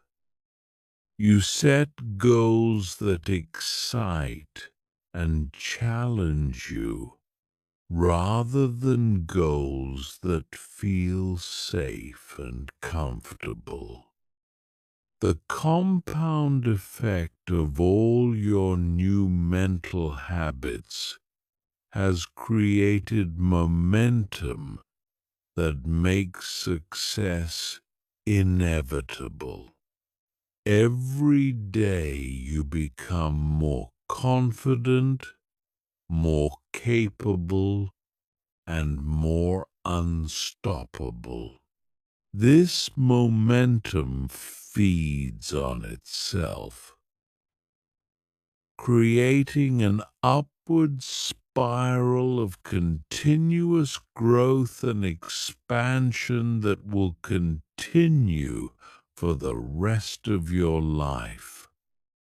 Your presence in the world has changed completely. People respond to you differently because you show up differently.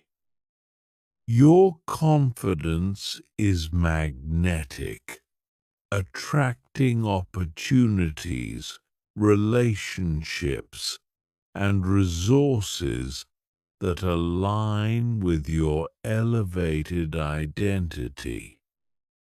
You inspire others simply by being yourself, because your unshakable self-belief reminds them of their own unlimited potential. The vision you have for your future is no longer a hope, but an inevitability. You don't wonder if you will achieve your goals. You know you will.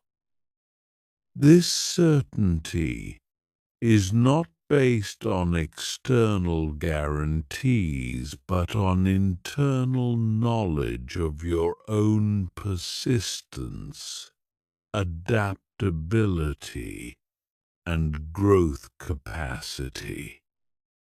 You understand that success is not a destination, but a way of traveling. And you have learned to travel with absolute confidence in your ability to handle whatever the journey brings.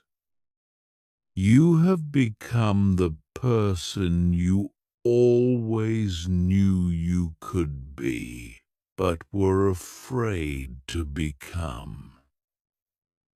You have stepped fully into your power without apology or hesitation.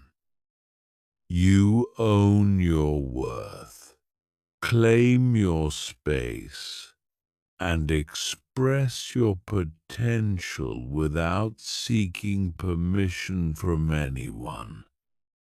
You are the author of your own story, and you are writing a story of triumph, growth, and unlimited possibility. But this is not the end of your transformation. It is the beginning of your unlimited future. The confidence you have developed is not a fixed asset, but a growing capacity. The self-belief you have built is not a destination, but a launching pad. The unstoppable identity you have created is not a final achievement, but a foundation for even greater achievements to come. Your future is now limited only by your willingness to dream big and your commitment to persistent action. There is no goal too large, no vision too ambitious, no dream too unrealistic for the unstoppable person you have become. You have proven to yourself that you can transform completely, which means you can continue transforming in whatever direction you choose. The world needs the unstoppable version of yourself. Your unique combination of talents, experiences, and perspectives can contribute value that no one else can provide.